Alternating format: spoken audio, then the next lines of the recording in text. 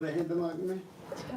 नया दिन नया सवेरा नए विचार। बिल्कुल, बहुत अच्छा। अभी देखो क्या आता है। बिल्कुल नेमत रब दी। ओके,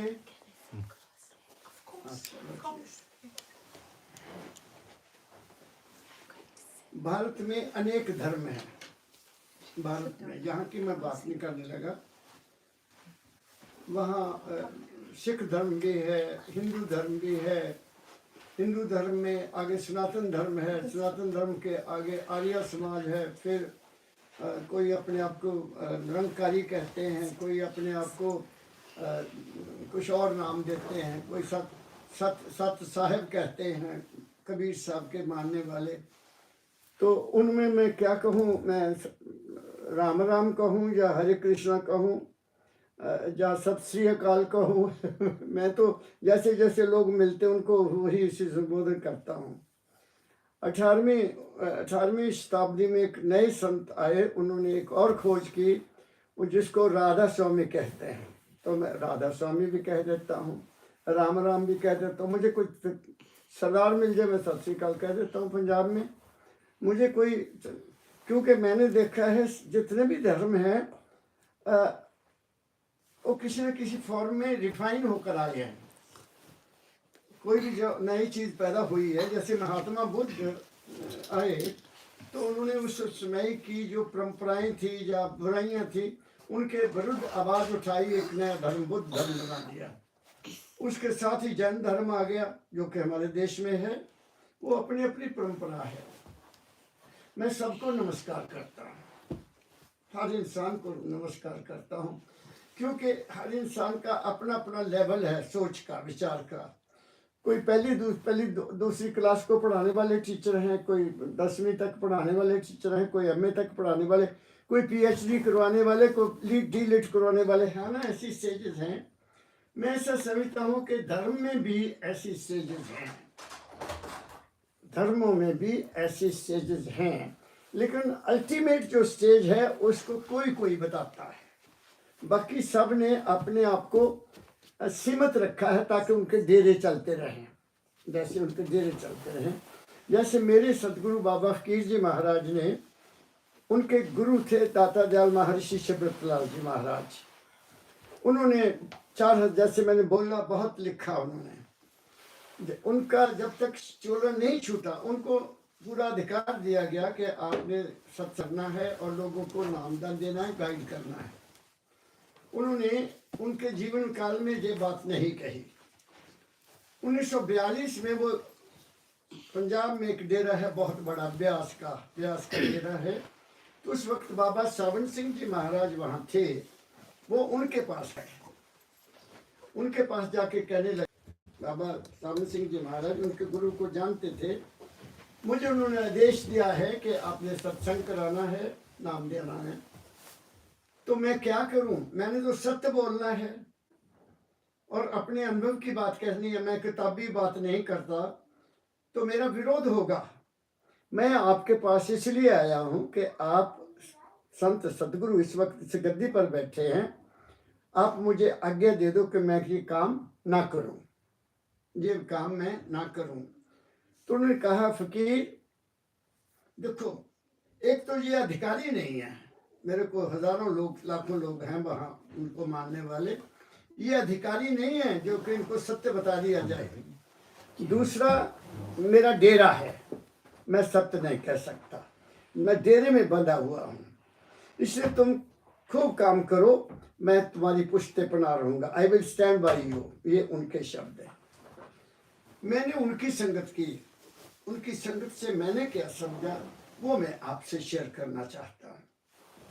हमारे जीवन में 4 शब्द हैं, 4 शब्द हैं। एक है समझ, वो कहीं से भी ले सकते हैं। स्कूल से बच्चों को समझ दी जाती है, फिर कॉलेज में और बड़ी समझ दी जाती है, स्टेज की स्टेज समझ चलती है ना। जैसे डॉक्टरी में भी तो शुरू से शुरू होता है ना, एकदम तो कोई डॉक्टर नहीं बन जाता। एक है समझ, एक है विवेक। विवेक में आदमी को थोड़ा समझ से ऊपर का ज्ञान हो जाता है। जैसे तुलसीदास ने लिखा है, बिन सत्संग विवेक ना होई, राम कृपा बिन सुरबन सोई। उसने कहा है कि उसकी जब तक कृपा न हो इंसान में विवेक नहीं आएगा, सोझी नहीं आएगी कि दुनिया क्या है, दीन क्या है, मैं कौन हूं।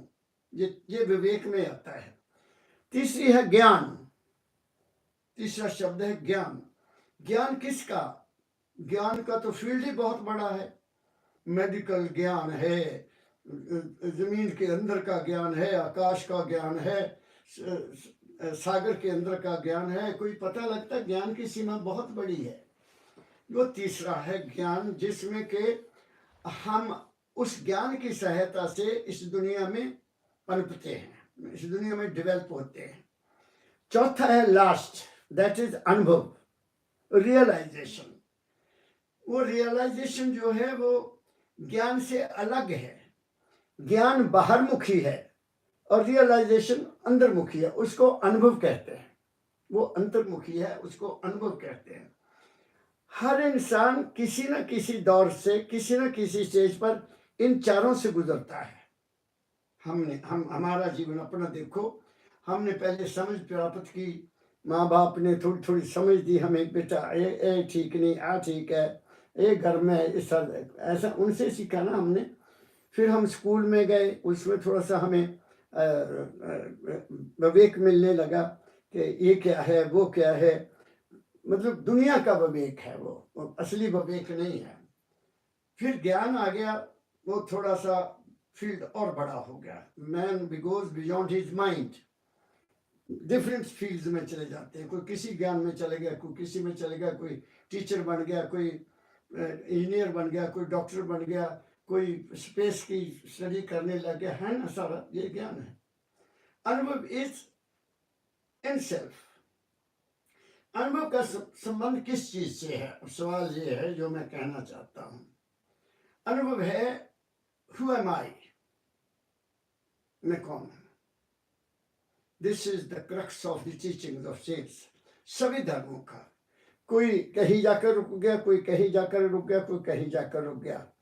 जैसे मैंने पहले कहा, हमारे शरीर में स्टेजेस हैं और ये मेंटल स्टेज, ये माइंड है। माइंड, शरीर कर्म करता है, शरीर कर्म करता है, माइंड चारों चीजों को प्राप्त करता है।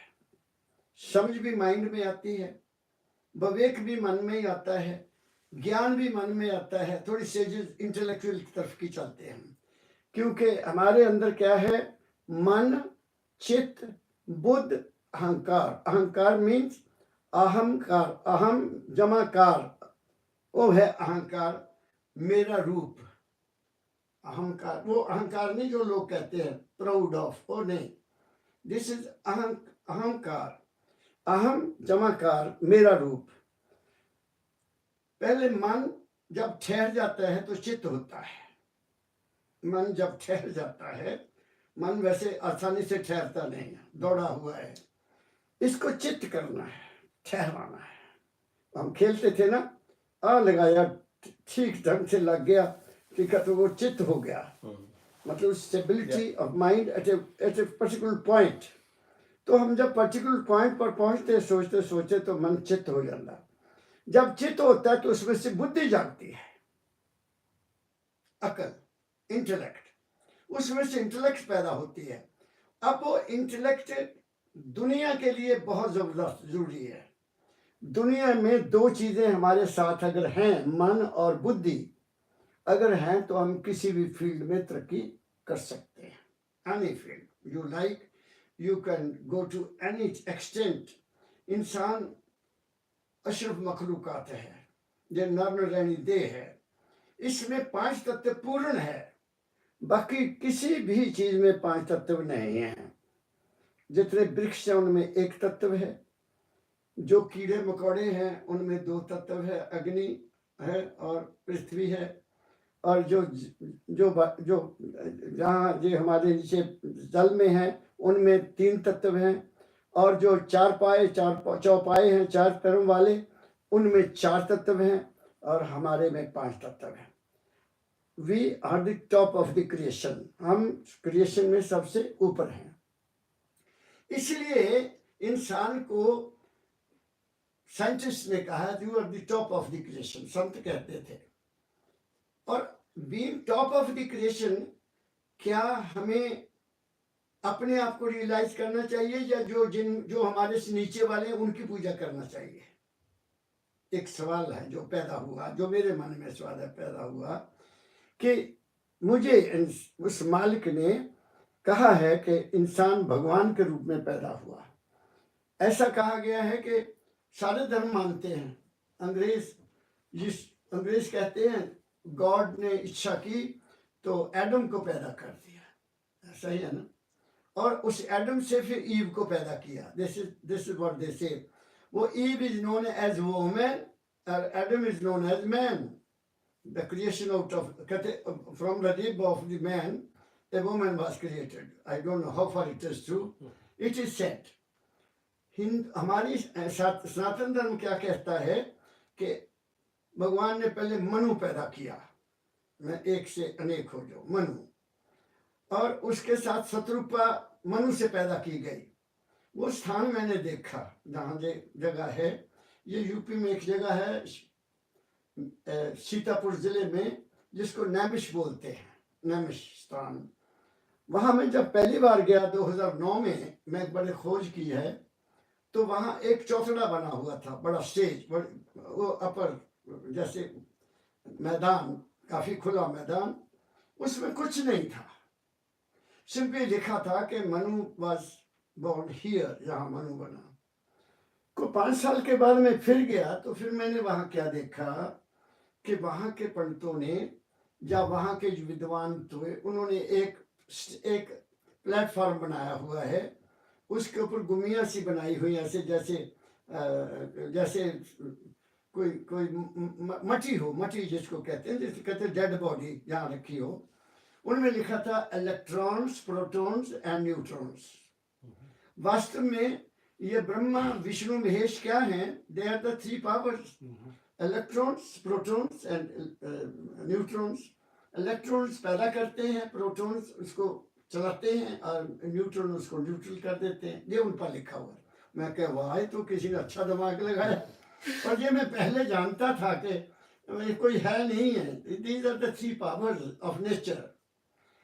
फिर देखा कि वहाँ एक बहुत बड़ा मंदिर बना हुआ है, मंदिर में क्या उन्होंने रखा हुआ है सब कुछ। मैंने कहा वाह वाह, मैं ये कब बना दिया? कहते जी इसको हो गया 3 साल बनाए हुए। मैं कहा ठीक है, आपका भी अच्छा साधन चल पड़ा खाने पीने का। बड़ी कहानियां सुनाई उसके। मैं तो जानता हूँ कि व्हाट इज द रियलिटी। तो जी अब ये है कि these electrons, protons and neutrons are in our body, in our body. क्यों मैं ऐसा क्यों कहता हूं?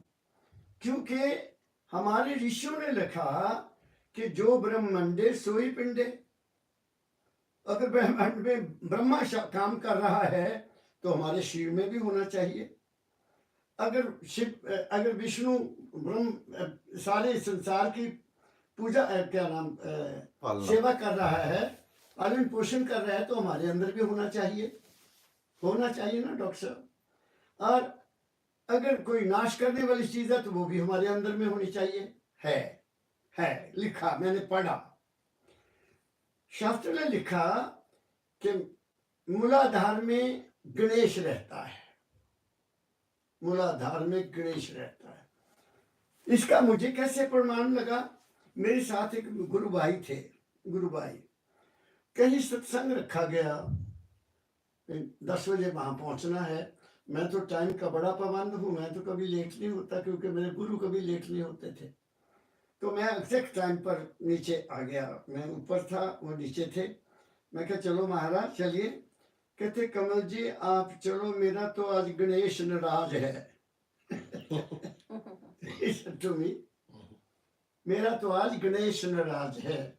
मतलब ये है कि अगर इंसान को कॉन्स्टिपेशन हो गई है तो उसका गणेश नाराज हो गया।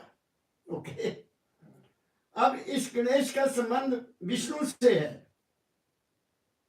विष्णु से है, शिव से नहीं है। ये जो हमारा जो गणेश है, जो हम खाते हैं, अगर हमारा खाना पीना ठीक नहीं है तो कब्ज कॉन्स्टिपेशन होगी कोई रोक नहीं सकता। तो वो क्या करते थे कि वो चाय के साथ सुबह ही उन्होंने वो बनती एक मैदे की मटरी, उनको मैंने कहा महाराज ये ना खाया करो, तुम्हें बहुत तकलीफ होगी, ये मैदा है जम जाएगा तुम्हारे। उसकी पत्नी कहती इनको समझाओ, ये नहीं मानते। मेरी बात समझ गया। तो डाइट इज मोर इम्पोर्टेंट। और ब्रह्मा हमारे अंदर है, बच्चे पैदा होते हैं, is it not the Brahma? हमारे अंदर है, वो हमारी इंद्रिय में रहता है। ये मैं साइंटिफिकली बोल रहा हूं। तो that he is there in. अगर किसी ने ब्रह्मा शक्ति को 25 साल से पहले बर्बाद कर दिया, उसका जीवन कभी शांतमय नहीं हो सकता, क्योंकि हमारे ऋषियों ने हमारे जीवन को 100 साल दिए हैं, 100 साल में डिवाइड किया है। 25 साल तक ब्रह्मचर्य रखो, किसी महापुरुष के पास बैठो, सत्संग करो। उनको कहते थे आश्रम, गुरुओं के आश्रम, संतों के आश्रम।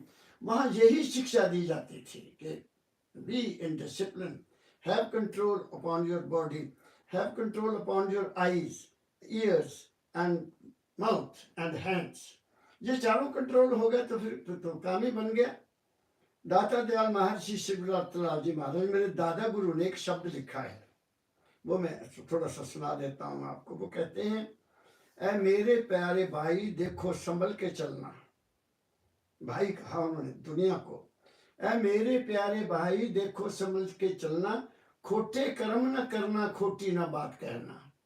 खोटी बात होती जिससे किसी का दिल दुखी हो, खोटे कर्म वो जिससे किसी दूसरे का नुकसान हो, अपना सेल्फिश जिसमें हो वो खोटा कर्म है।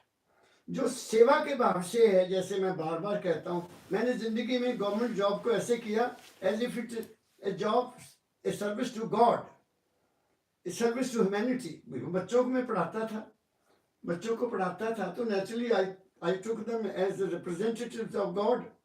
मैं उनके साथ कभी ऐसा नहीं किया, और मेरा रिजल्ट ये था कि मैं I was always happy, number 1। तो वो कहते हैं कि 25 साल तक तुम अपने आप को कंट्रोल में रखो, और अगर 25 साल के बच्चे पहले पैदा होंगे वो कमजोर होंगे, उनका इंटेलेक्ट पूरा नहीं होगा, क्योंकि वो शक्ति जो है वो अभी मैच्योर नहीं हुई।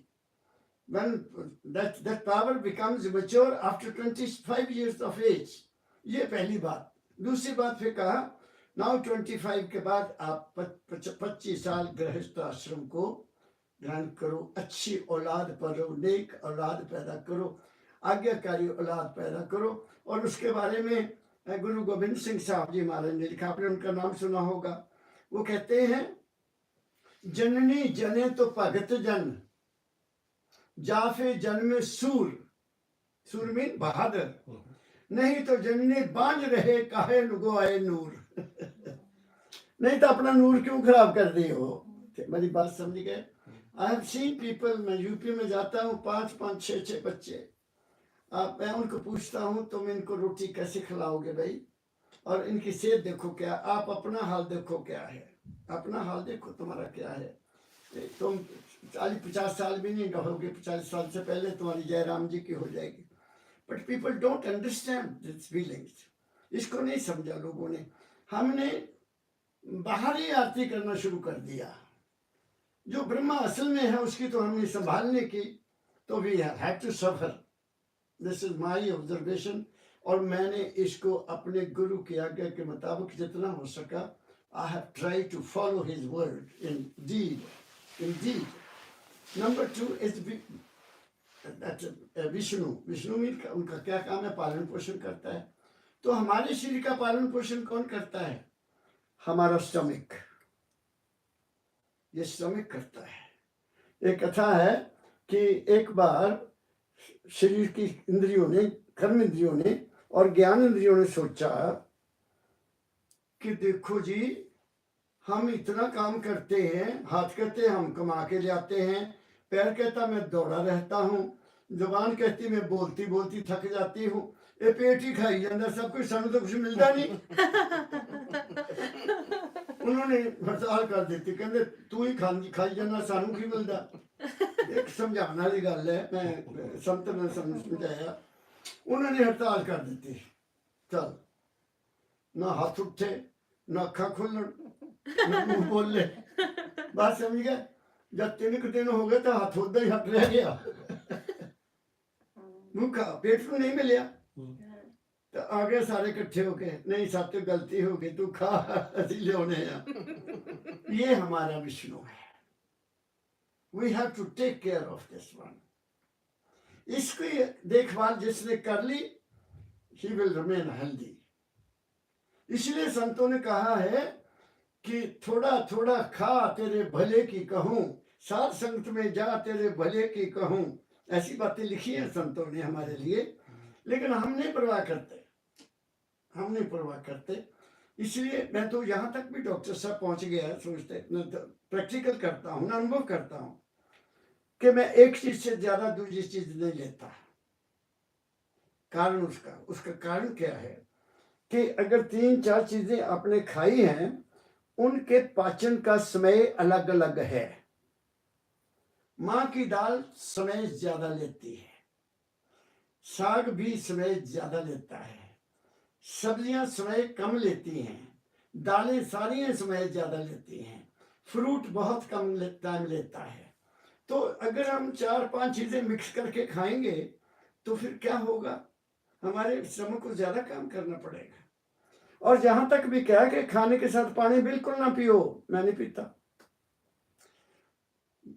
रोटी हमारे अंदर जाती है तो हमारे लिवर को बड़ा ही काम करना पड़ता है। मैं डॉक्टर साहब, आप तो माहिर हैं इस बात में, पर हो सकता है मैं भी थोड़ी सी आप लोगों की संगत में बैठकर सीखा।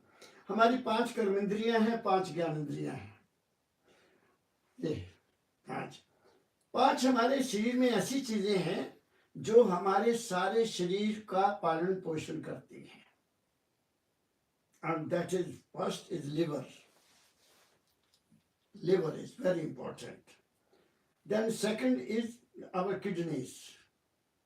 हमारी किडनी। तो तीसरा हमारा पेनक्रियास, जो खाने के सारे जो ग्लूकोज बनता है उसका शरीर में बैलेंस करके देता है। अगर ग्लूकोज ज्यादा हो गया तो शरीर के लिए तो उतना चाहिए नहीं, तो डायबिटीज हो जाती लोगों को। 3 हमारा लंग्स, 4 एंड हमारा हार्ट, 5। अगर इनका बैलेंस बिगड़ जाए तो फिर राम नाम क्या जपना है। जब शरीर तंदुरुस्त नहीं है, you can't sit, you can't do anything.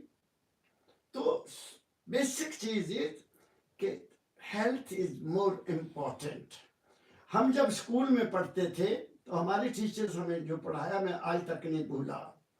वो कहते थे health is lost, something is lost. If wealth is lost, nothing is lost. If character is lost, everything is lost. वो बांध लिया अपने गले में।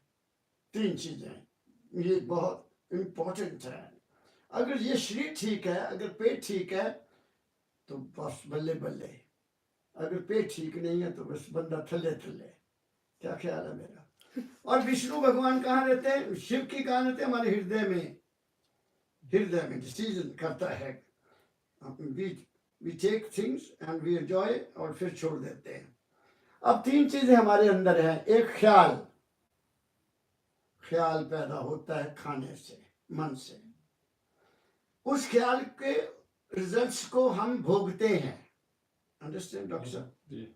जो ख्याल पैदा हुआ हम उसको प्रैक्टिकल शेप देके एंजॉय करते हैं या डिस्ट्रॉय करते हैं, इजंट इट। तो ख्याल पैदा, ये ख्याल पैदा हो गया ब्रह्मा सूक्ष्म रूप में, सूक्ष्म रूप में। और ख्याल का हमने जो भी उत्पन्न हुई चीज उसको एंजॉय किया, हमने, हमारे अंदर विष्णु आ गया सूक्ष्म रूप में। और देन उसको हम फिर उस ख्याल को छोड़ देते हैं, इजंट इट, छोड़ देते हैं। सदा किसी ख्याल को रखा हमने। बचपन में ख्याल और थे, जवानी में ख्याल और थे, रिटायर जब शुरू में तो ख्याल और थे, अब रिटायर हो गए तो ख्याल और है, बदलता है इंसान। तो there is change in our body, in our mind. हमारे शरीर में भी तब्दीली है, हमारे मन में भी तब्दीली है, लेकिन एक चीज ऐसी है जो तब्दील नहीं होती। वो क्या है? वो मैं पहले भी आपसे अर्ज किया आपके घर में, वो शरीर में रहती हुई, शरीर को चलाने वाली वो हस्ती है। जिंदगी और है, हस्ती और है। बच्चा छोटा होता है, पैदा हुआ, उसमें जिंदगी है, अभी पूरी हस्ती उसमें नहीं आई। हस्ती सारे शरीर में जब तक नहीं आएगी, आदमी चल नहीं सकता, बोल भी नहीं सकता, देख भी नहीं सकता। उसको हम हिंदी में होश कह सकते हैं, अंग्रेजी में उसको कॉन्शियसनेस कह सकते हैं, और हिंदी में हम उसको चेतन शक्ति कहते हैं। ये शास्त्रों में लिखा हुआ है। तो इसलिए फिर इंपॉर्टेंट क्या चीज हुई? क्या कोई बाहर में ऐसी चीज है जिसकी पूजा करेंगे तो हमारा काम हो जाएगा? डॉक्टर साहब मैं कुछ कह रहा हूं, कोई ऐसी चीज है या कोई ऐसा देवी देवता है जो इंसान के रूप से ज्यादा पावरफुल है, या ज्यादा बड़ा है, या ज्यादा हमारे को काम करके देगा? नो, कुछ भी नहीं है। मेरा तो तजुर्बा जहां तक आ गया है कि जो लोग भक्ति करते हैं, स्वामी जी ने लिख दिया, एक महापुरुष हुए हैं, भक्त भक्त उपासक ज्ञानी ध्यानी इन सब चक्र खाया। कबीर ने तो जोगियों को भी नहीं छोड़ा, सन्यासियों को भी नहीं छोड़ा, कहना तुम्हें कुछ नहीं मिला, क्योंकि उन्होंने अंदर जाके देखा ही नहीं, दे हैव नॉट सीन। तो उनको क्या मिलेगा? कुछ भी नहीं मिलेगा। वो अपने जीवन को बर्बाद कर रहे हैं, लेकिन वो उसी में खुश हैं। पता नहीं कितने जन्म उन्होंने लेने हैं, हमने तो दोबारा आना नहीं है, हमने तो लगा लिया, पे पता लग गया we have to go back to my home home, मेरा अपना घर एक और है। दाता दयाल लिखते थे मेरे गुरु महाराज को, जे तो नहीं देश तेरा देश है बेगाना, जहां सब बेगाने वैसे कोई नहीं जगाना। गुरु ने तुम्हें उपदेश दिया और तुम्हें बताया, संत मत धार ही तज मोह माया। माया क्या है? पैसा नहीं, maya is the creation of our mind. हमारे मन से जो भी कल्पना पैदा होती है वो माया है, और हम उसी कल्पना को छाया के रूप में पैदा कर लेते हैं। जैसे मैंने पहले कहा, कोई भी इंजीनियर कोई भी चीज बनाएगा तो पहले अपने माइंड में बनाएगा, फिर कागज पर लाएगा, फिर बिल्डिंग बन जाएगी। ऐसे ही हर चीज हमारे मन से जो निकलेगी वो रूप धारण करेगी। वो रूप धारण किया, वो क्या है? वो सदा रहने वाला नहीं है। Is it so? जी। तो इसलिए हमें फिर क्या करना है कि क्या भाई कोई सदा रहने वाली चीज है? तो जब आदमी ज्ञान प्राप्त करने के बाद इंटेलेक्ट से आगे जाता है, इंटेलेक्ट, मेरे सदगुरु फरमाया करते थे, spirituality starts where intellect ends. Spirituality जो अध्यात्म है, उसका धर्म से कोई मतलब नहीं है। धर्म, कोई भी धर्म बुरा नहीं है, सब ने हमें जीवन गुजारने का रास्ता बताया। हर धर्म का अपना एक रहने का ढंग है ना, रहने का ढंग है। स्वामी दयानंद जी महाराज, मैं और पीछे चलता हूँ, सतयुग में कोई किसी देवी देवता की पूजा नहीं होती थी ना। मैं इतिहास पढ़ा, जब बिजली कड़कती थी तो वो डर जाते थे लोग, और मानते थे कि देयर इज सम पावर, कोई ताकती शक्ति है। बादल गरसे तो भी कहते थे बारिश आ गई, वाह ये भी कोई ताकत है जो ऊपर से पानी नीचे बरसा रही है। तो वो कुदरत को देखकर मानने लगे कि कोई शक्ति है। उनमें फिर ऋषि पैदा हुए। ऋषियों ने क्या किया कि वो हवन करने लगे, यज्ञ करने लगे, ताकि वो उसका धन्यवाद कर सके, मालिक का। वो धन्यवाद करते थे, और उसमें उन्होंने अपने ज्ञान के अनुसार, अपने अनुभव के अनुसार कुछ मंत्र बना लिए, कुछ मंत्र बना लिए, और उनका उस मालिक के नाम पर उच्चारण करते थे, और हवन करते थे। ये था सिर्फ सतयुग में, और कुछ नहीं हुआ। उसके बाद भारी बाहर से आर्य आ गए। आर्य, ये इतिहास है, सत्य है।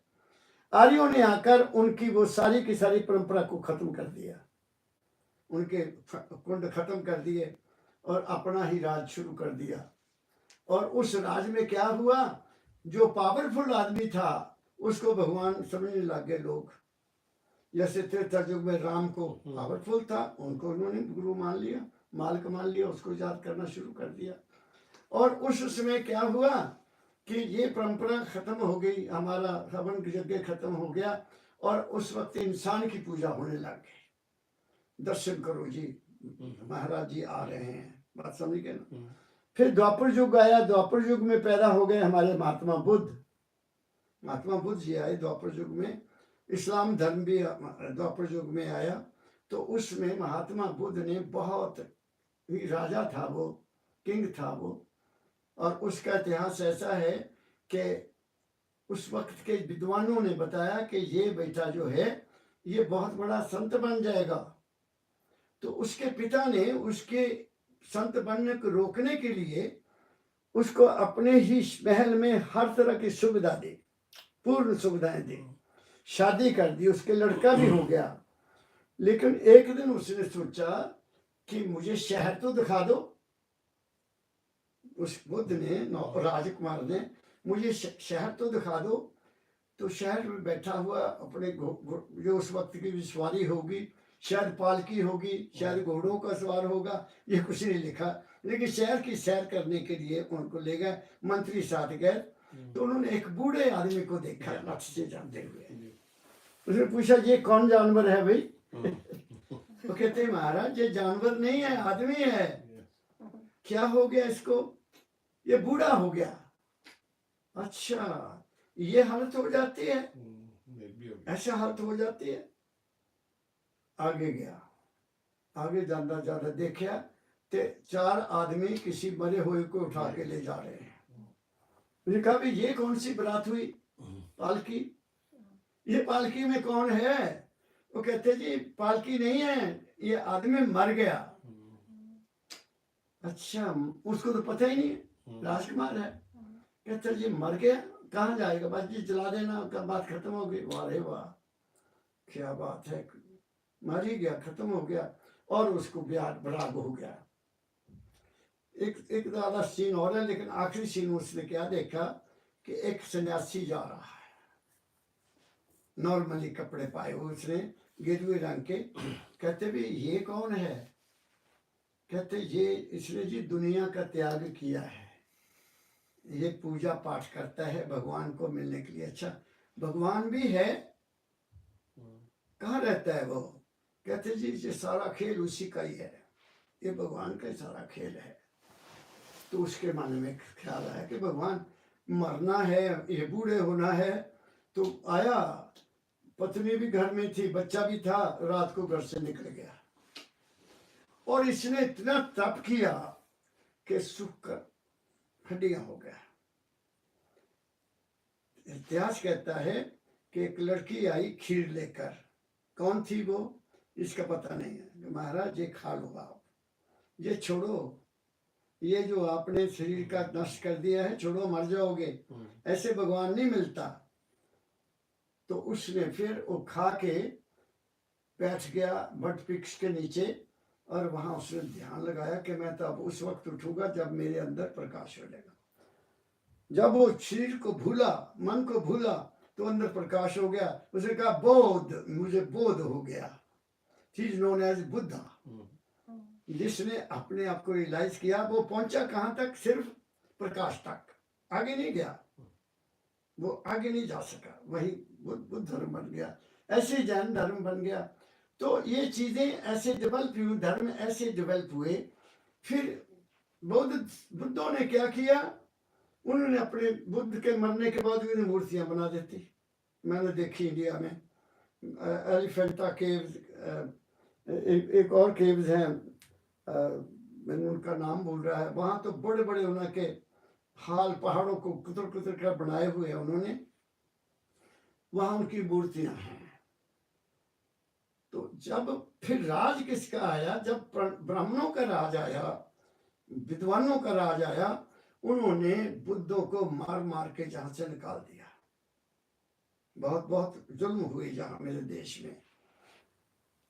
अब उनको देखकर हमने भी फिर मूर्तियां बनानी शुरू कर दी थी, उनको फॉलो किया, चाहे वो चले गए, क्या भी कुछ हुआ, हमने भी अपने मूर्तियां बनानी शुरू कर दी, और वो मूर्तियां हमारे इनकम का साधन बन गया। हमने ये नहीं सोचा कि ये क्या है, क्यों नहीं है, हमने कोई ना कोई स्टोरी बनाकर उसको लगा दिया और हम अपनी रियलिटी से पीछे चले गए।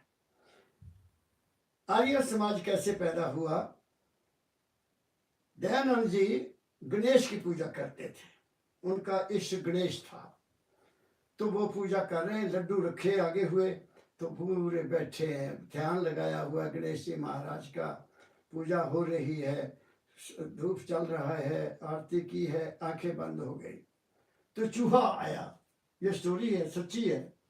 चूहा गणेश के सिर पर चढ़ गया, वो जिले खड़का हुआ, उसकी आंख खुल गई। तो आंख जब खुली तो दयानंद कहता, मैं इसकी पूजा काहे के लिए कर रहा हूं, ये तो चूहे को नहीं हटा सका। ही डिनाउंस्ड मूर्ति पूजा, उसको डिनाउंस करके आर्य समाज बन गया, और ही अगेन वेंट बैक टू हवन। वो हवन करता है, आर्य समाज वाले सब हवन करते हैं और आहुतियां डालते हैं, पता नहीं उनमें क्या क्या डालते हैं, ये तो मुझे पता नहीं है, लेकिन वहाँ उच्चारण होता है, मैंने देखा है। मैं गया यूपी, हिमाचल में गया, वहाँ आर्य समाज है, तो मेरा कहीं सत्संग था, मैंने उनको देखा उच्चारण कर रहे हैं मंत्रों। हर इंसान का अपना अपना जीने का ढंग है, लेकिन संत मत ने क्या दिया हमें? संत मत ने क्या दिया? संत मत ने हमें जीने का राज दिया, how to live in this world. Kabir को संत माना गया है सबसे ज्यादा, आदि संत। गुरु नानक को भी आदि संत माना गया। गुरु नानक के जितने भी अनुयायी हुए, गुरु हुए हैं, उन्होंने गुरु नानक का ही नाम यूज किया, अपना नाम नहीं रखा आदि ग्रंथ में। तो उनकी जो पद्धति है, संतों की जो पद्धति है, उसका बाहर के आडंबर से कोई मतलब नहीं है। ना आरती, ना धूप, ना नवेद, कुछ भी नहीं है। सिर्फ ये कहा कर स्नान सिमर प्रभ अपना, तन मन रहे अरोगा। ये उनकी वाणी। कर स्नान सिमर प्रभ अपना, तन मन रहे अरोगा। अब ये कह दिया कि सिमर प्रभ अपना, ये नहीं कहा कि तू उस मालिक को कर जहां तेरा विश्वास है। You have got me? जहां तेरा विश्वास है। एक आदमी का विश्वास किसी और चीज पर है, किसी का और चीज पर है। इसलिए मेरे बाबा फकीर ने कह दिया कि सुनो, दुनिया में तुम कुछ चाहते हो, दुनिया में कुछ चाहते हो तो किसी को भी अपना इष्ट बना लो। देवी को बना लो, देवता को बना लो, राम जी को बना लो, कृष्ण जी को बना लो, उसको वो मालिक के कुल समझो। ये ना समझो को पैदा हुए तो मर गए, ये ना समझो। अगर आप ये समझेंगे तो फिर तुम्हारा मन डामाडोल रहेगा। उसको पूर्ण मानो। कृष्ण भगवान को ये ना मानो कि वो कहाँ गोकुल में पैदा हुए थे, ये ना मानो। राम जी को ये ना समझो कि वो दशरथ के बेटे थे, ना, उसको वो मानो एक राम दशरथ का बेटा, एक राम घटघट में बैठा, एक राम का संकल्प सारा, एक राम जो सबसे न्यारा, उसको मानो। उसका रूप है ये रूप है। उसकी आप आराधना करो, तुम्हारी मनोकामना पूरी होती रहेगी। ये एक बात उन्होंने कही। अपने पीछे किसी को नहीं लगाया कि तुम मुझे मानो या मेरी बात मानो। यू आर फ्री जहां तुम्हारा विश्वास है, क्योंकि काम तो विश्वास नहीं करना है। काम जो है वो तुम्हारे विश्वास नहीं करना है। तो इसलिए अपने विश्वास के लेवल पर किसी को भी अपना इष्ट बना लो। ओपन कर दिया उन्होंने बात। लेकिन अगर असलियत को लेना है, वो जो ब्रह्मा विष्णु महेश के आगे है वो सनातन धर्म में है। सनातन धर्म की टॉप में जो 18वीं शताब्दी में संत आए, उन्होंने सनातन धर्म को बिल्कुल साफ कर दिया, क्लियर कर दिया। उसमें जितना भी मैल थी वो साफ कर दी और वो चीज सामने लाए जो कि आदि में थी, जो पहले ऋषियों ने कही वो हम भूल गए। उन्होंने कहा, जैसे मैंने आपके घर में कहा था, गुरु ब्रह्मा गुरु विष्णु गुरु देवो महेश्वरा गुरु साक्षात परब्रह्म तस्मै श्री गुरुवे नमः। गुरु है, गुरु किस चीज का? जो तुम्हें आत्मज्ञान दे, वो गुरु। बाकी तो गुरु तो हर जगह ही है, ऐसी बात नहीं है। फील्ड में कोई भी ऐसा स्थान नहीं जहाँ गुरु नहीं है। कोई भी काम करोगे तुम्हें सीखना पड़ेगा, मैकेनिक को भी बैठना पड़ेगा दुकान पर। अब मेरी शायद आपको पता है, मैंने गाड़ी सीखनी थी, पहले मैंने ड्राइवर रखा, फिर मैंने कहा ड्राइवर को 1800 देता हूँ, मैं नहीं चला सकता क्या? एक दिन वो फौजी था मेरा, मैं कहा फौजी इधर आओ। हाँ जी सर, कैसे? सर बैठो उधर, तुसी मैंने कहा उधर नहीं बैठना, ए आ ले 20 रुपया, तू मेरा गुरु, मैं तेरा चेला, मैंने गड्डी चलाने सिखा। मेरी बात समझ गए ना? तो उसने मुझे 2 चक्कर करवाए, तीसरे चक्कर में वापस ला लिया, चौथे दिन मैं बाहर ले आया, 5वें दिन मैं घर लाया गड्डी। कहना तुम तो सर सीख गए गड्डी, मेरी छुट्टी कर दो। मेरी बात समझे? तो हमें लर्निंग जीवन की कभी खत्म नहीं होगी। Learning in life never comes to an end, लेकिन life to realise yourself there is an end, there is an end. वो क्या है कि ऐसे इंसान को अपना पथ प्रदर्शक बनाओ जो सारे भ्रम दूर कर दे। और सबसे बड़ा भ्रम ये है कि कोई आदमी भक्ति करता है, भक्ति किसी की भक्ति लगा लो, कि जैसे तन्ना भक्त ने पंडित जी से ले आए ठाकर, और रोज दूध लेके देने जाता था पंडित जी के घर में, गाय का दूध, बढ़िया गायें रखी हुई थी। तो उन्होंने कहना, पंडित जी कितने, वो तो भोग लगा रहे हैं, भगवान को भोग लगा रहे हैं। उसने कहा अच्छा भगवान रोटी खा लेता है? रोटी खा, सीधा आदमी सी ना। तो उसने सोचा कि मैं भी तो भगवान की पूजा ना करूं, पंडित जी करते हैं, इनका तो कल्याण हो जाना, मैं तो रह जाएगा। तो वो पंडित जी के पीछे पड़ गया, पंडित जी दया करो मैंने भी एक दे दो ठाकर, मैं भी पूजा करा करनी है। सिंपल आदमी, सच्ची कथा है ये। तो उस तंग आके कहना फिर कोई दान तो कर, दान तो बगैर में कितना देनी है? उन्हें अपनी गाह देती थी खोल के जाके, लो जी पंडित जी। उनमें वो पत्थर पे ऐसी को पेड़ चौदे रख ला सिर ते, तो के आसन लगा देना, ये तेरा ठक। वो सीधा आदमी उन आया, बेड़ा साफ किया, उच्ची जगह बनाई, ਉਹਦੇ ਤੇ चादर बिछाई और रख दिता, धो के नहा के थोड़ा जिहा जो भी पंडित करता सी ला के बह गया। पहले दिन बह गया, रोटी आई रख दे, मैं पहला ठाकरां नूं भोग लगा के खानी है। ठाकर जी भोजन करो, ठाकर जी भोजन करो, ठाकर जी भोजन करो जी, भुख लगी है। कहना अच्छा पंडित जी तो खीर खाते हैं, मेरा साग नहीं तेन स्वाद लगना, मैं नहीं खानी। ये तो ट्रुथ रख देती, नहीं खाती। जनानी बेचारी परेशान, 2 दिन हो गए, 3 दिन हो गए, 4 दिन हो गए, बैठा बंदा, अगर पंडित जी की रोटी खांदा तो मेरी भी खानी पैगी। वो दौड़ी गई पंडित को, कहती तेरा आदमी पागल हो गया, डॉक्टर को दिखा ला। यही कहना सी पंडित ने, और की करना सी। उन्हें कुंडी ला ली, मैनू अंदर न कढ़न, बैठ गया, बस इदा हाथ रखता, बोले ए आ ले हुण मेरी जान कढ़ ला, जे नहीं तू आना तो मैं इत्थे मरना। फिर हाथ निकलिया, हाथ कहंदा इदा नहीं, हाथ से नहीं रखनी मैं रोटी, जिदा उन्हें खांदा, मेरे नाल बैठ के खा, निकल बाहर। कहते हैं वो निकला, रोटी खाई। फिर वो जब जाने लगा, इतिहास तो ऐसा कहता है, हूँ जाना कितने ठाकर जी, मैं कल है खेती बाड़ी का काम भी करना। अब संत कहते हैं कि वो नहीं था कृष्ण, उसके अपने मन की ताकत थी। Man can create it anything.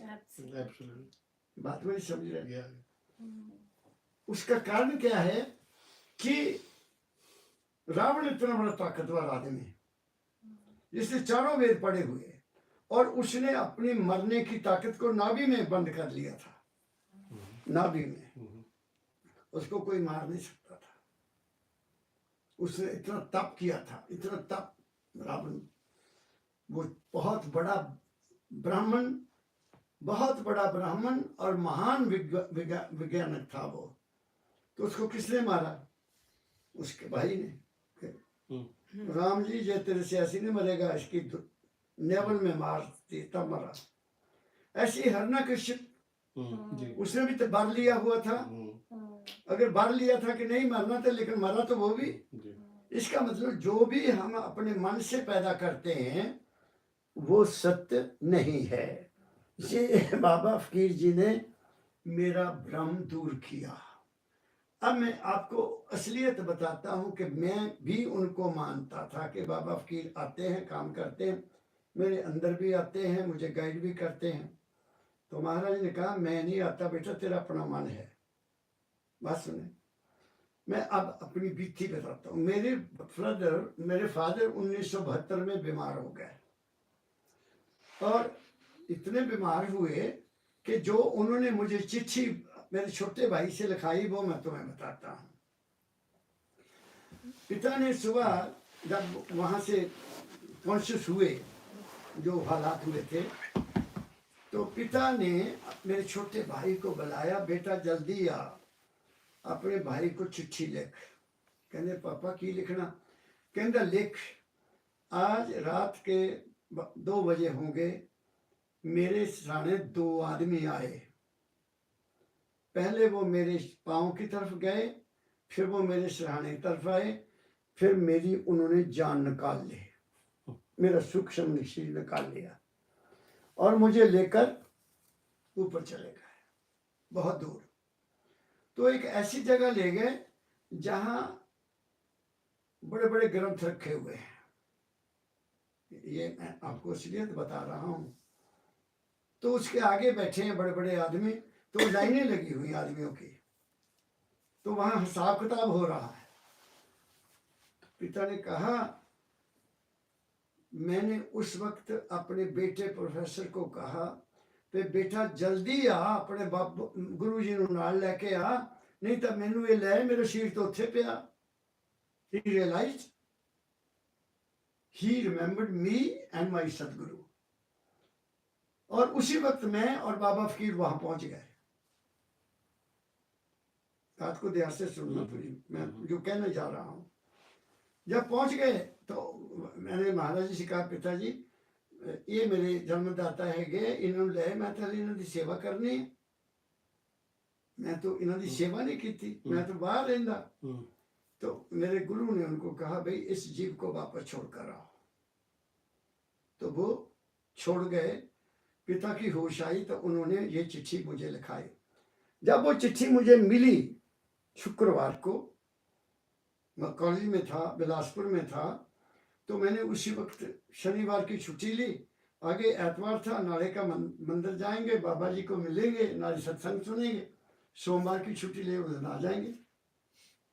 मैं 2 बच्चे थे, वाइफ थी, बस सवेरे पहली बस पकड़ी 10:30 होशियारपुर।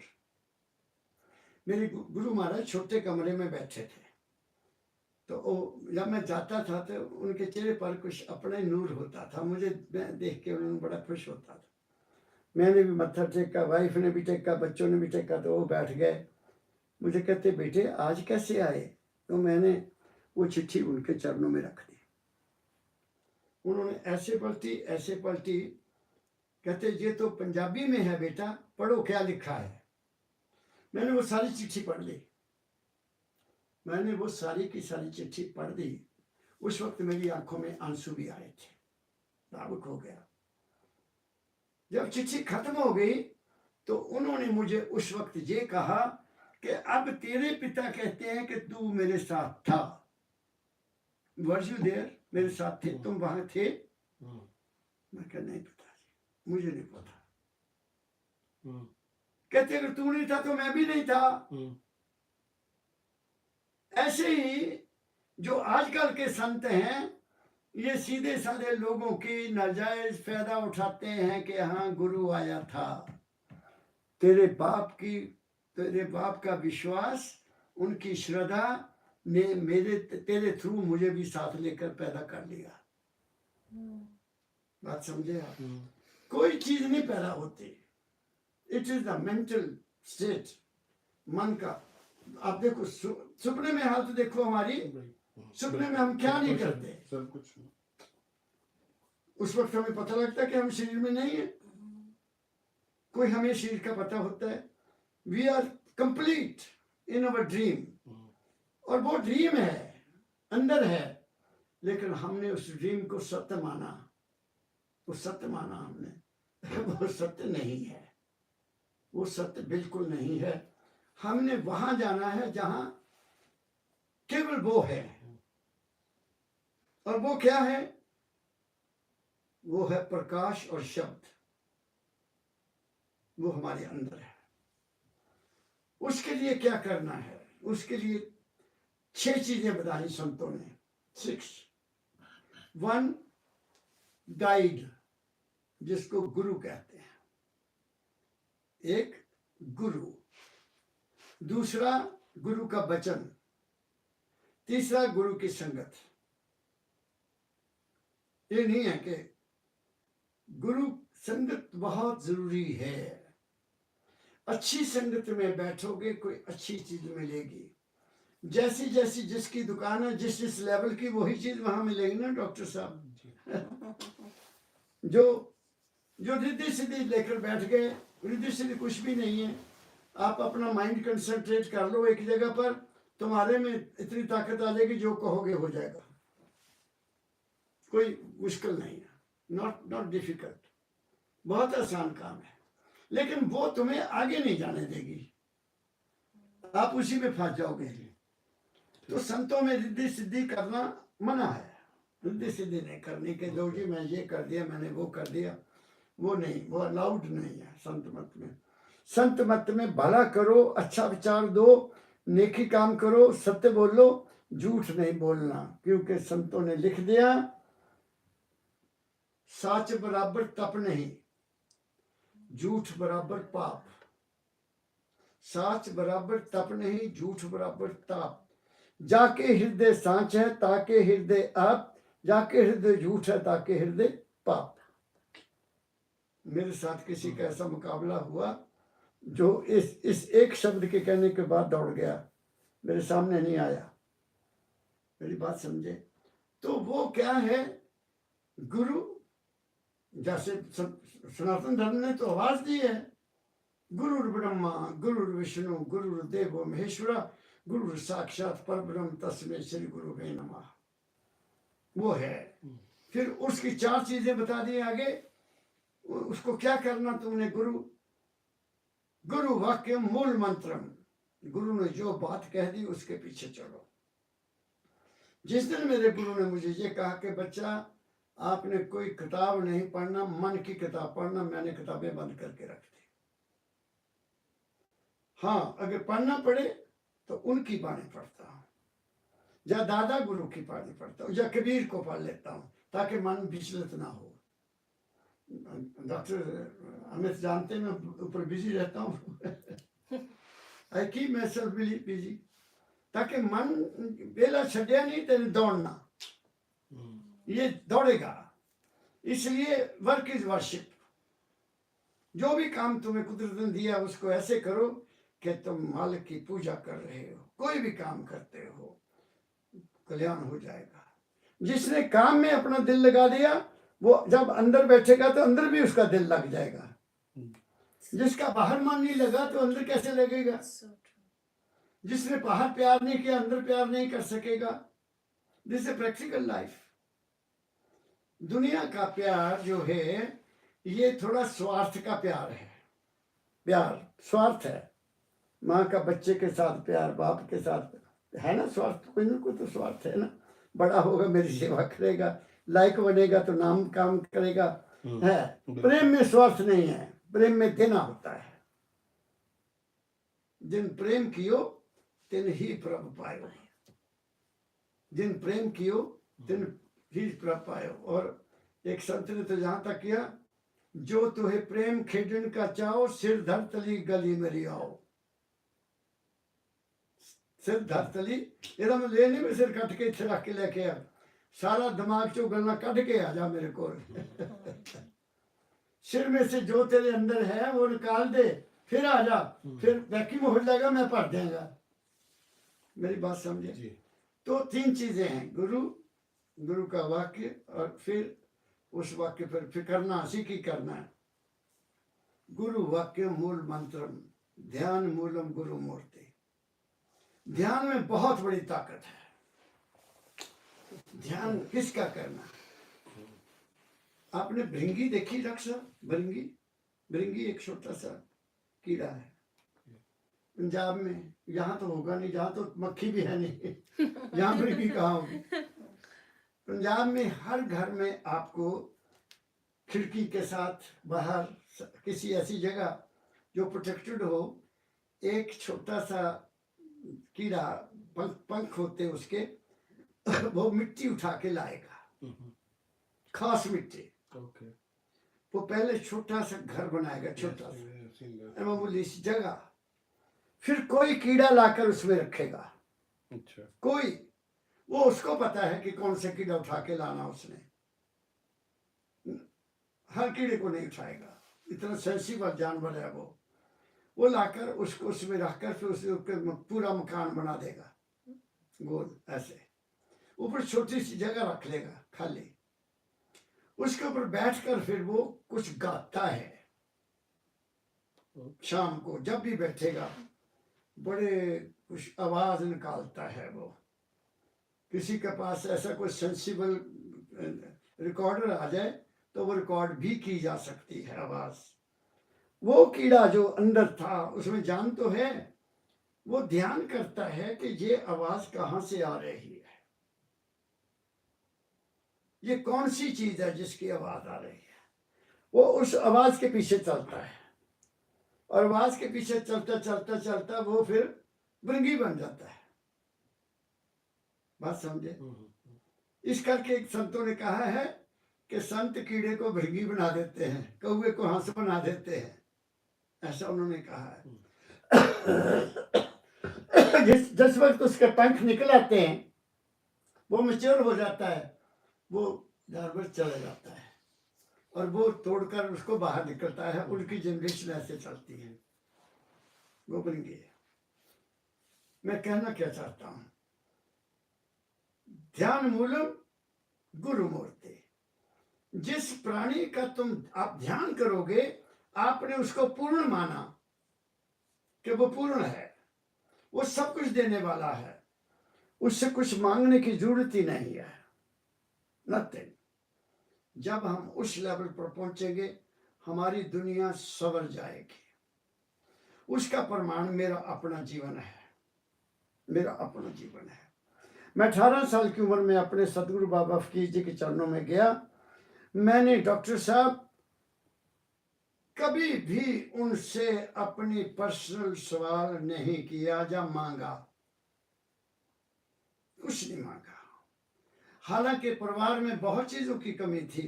मैं तो my family was not very rich, जितना कमाते थे उतना खाते थे, गाँव में मेहनत करते थे। मैं पढ़ता था, मैंने कभी भी नहीं कहा कि महाराज जी मुझे आज आशीर्वाद दे दो, मेरा कल पेपर है, नहीं, कुछ नहीं। मैंने कुछ भी नहीं मांगा। और अजीब गल ये है कि ना तो उन्होंने मुझे पूछा तू बेटा कहाँ से आता है, तेरे माता पिता क्या करते हैं, और ना मैंने बताया। हमारा एक अलग ही प्यार था, एक अलग ही प्यार था। इसलिए उन्होंने मुझे अपने चरणों में ले लिया कि इसको दुनिया की तो जरूरत ही नहीं है, वो तो पहले मिलेगी, और मुझे सब कुछ मिला। आपको मैं क्या कहूँ, जिस लड़के को 10वीं पढ़ने के लिए इसको साइकिल नहीं था, वो आज मैं क्या कहूँ आपको, अपनी सिफ्त क्या करूँ। मेरे बाबा जी कितनी कृपा है कि गुरु महाराज कितनी कृपा है कि मैं 5 साल के बाद गाड़ी बदल देता हूँ। 5 साल चलाता हूँ, बेच देता हूँ, फिर नहीं ले लेता हूँ, मांगता नहीं किसी से।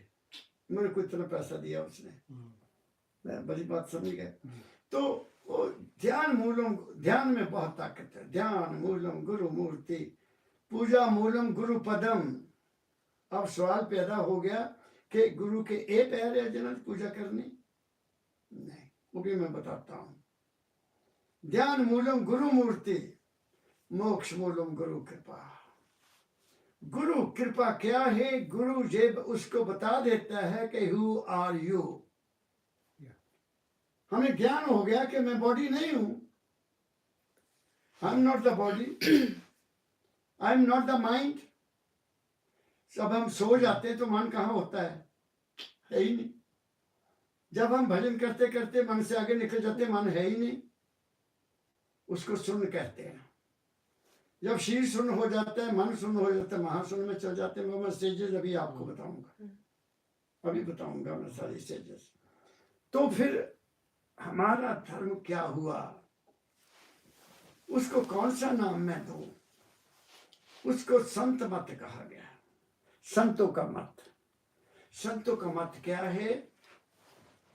ऐ इंसान, तू अपने आप को जान।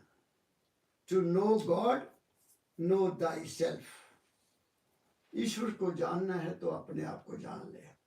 अब इसकी मिसाल आपको दे देता हूँ। बाबा फकीर ने जो हमें समझाया, कहते बच्चों सुनो, पुराने जमाने में मिट्टी के बर्तन होते थे। डॉक्टर साहब आपने देखे?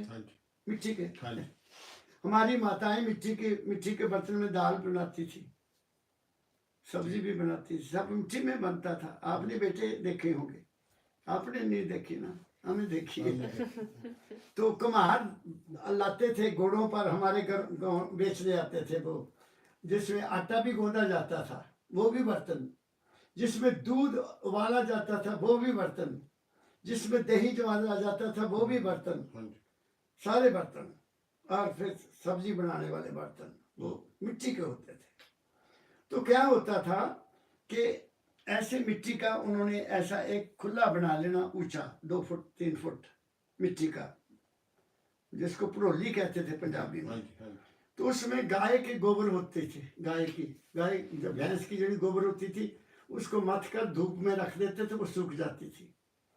वो सूखा हुआ वो एक फ्यूल बन जाता था आग जलाने के लिए।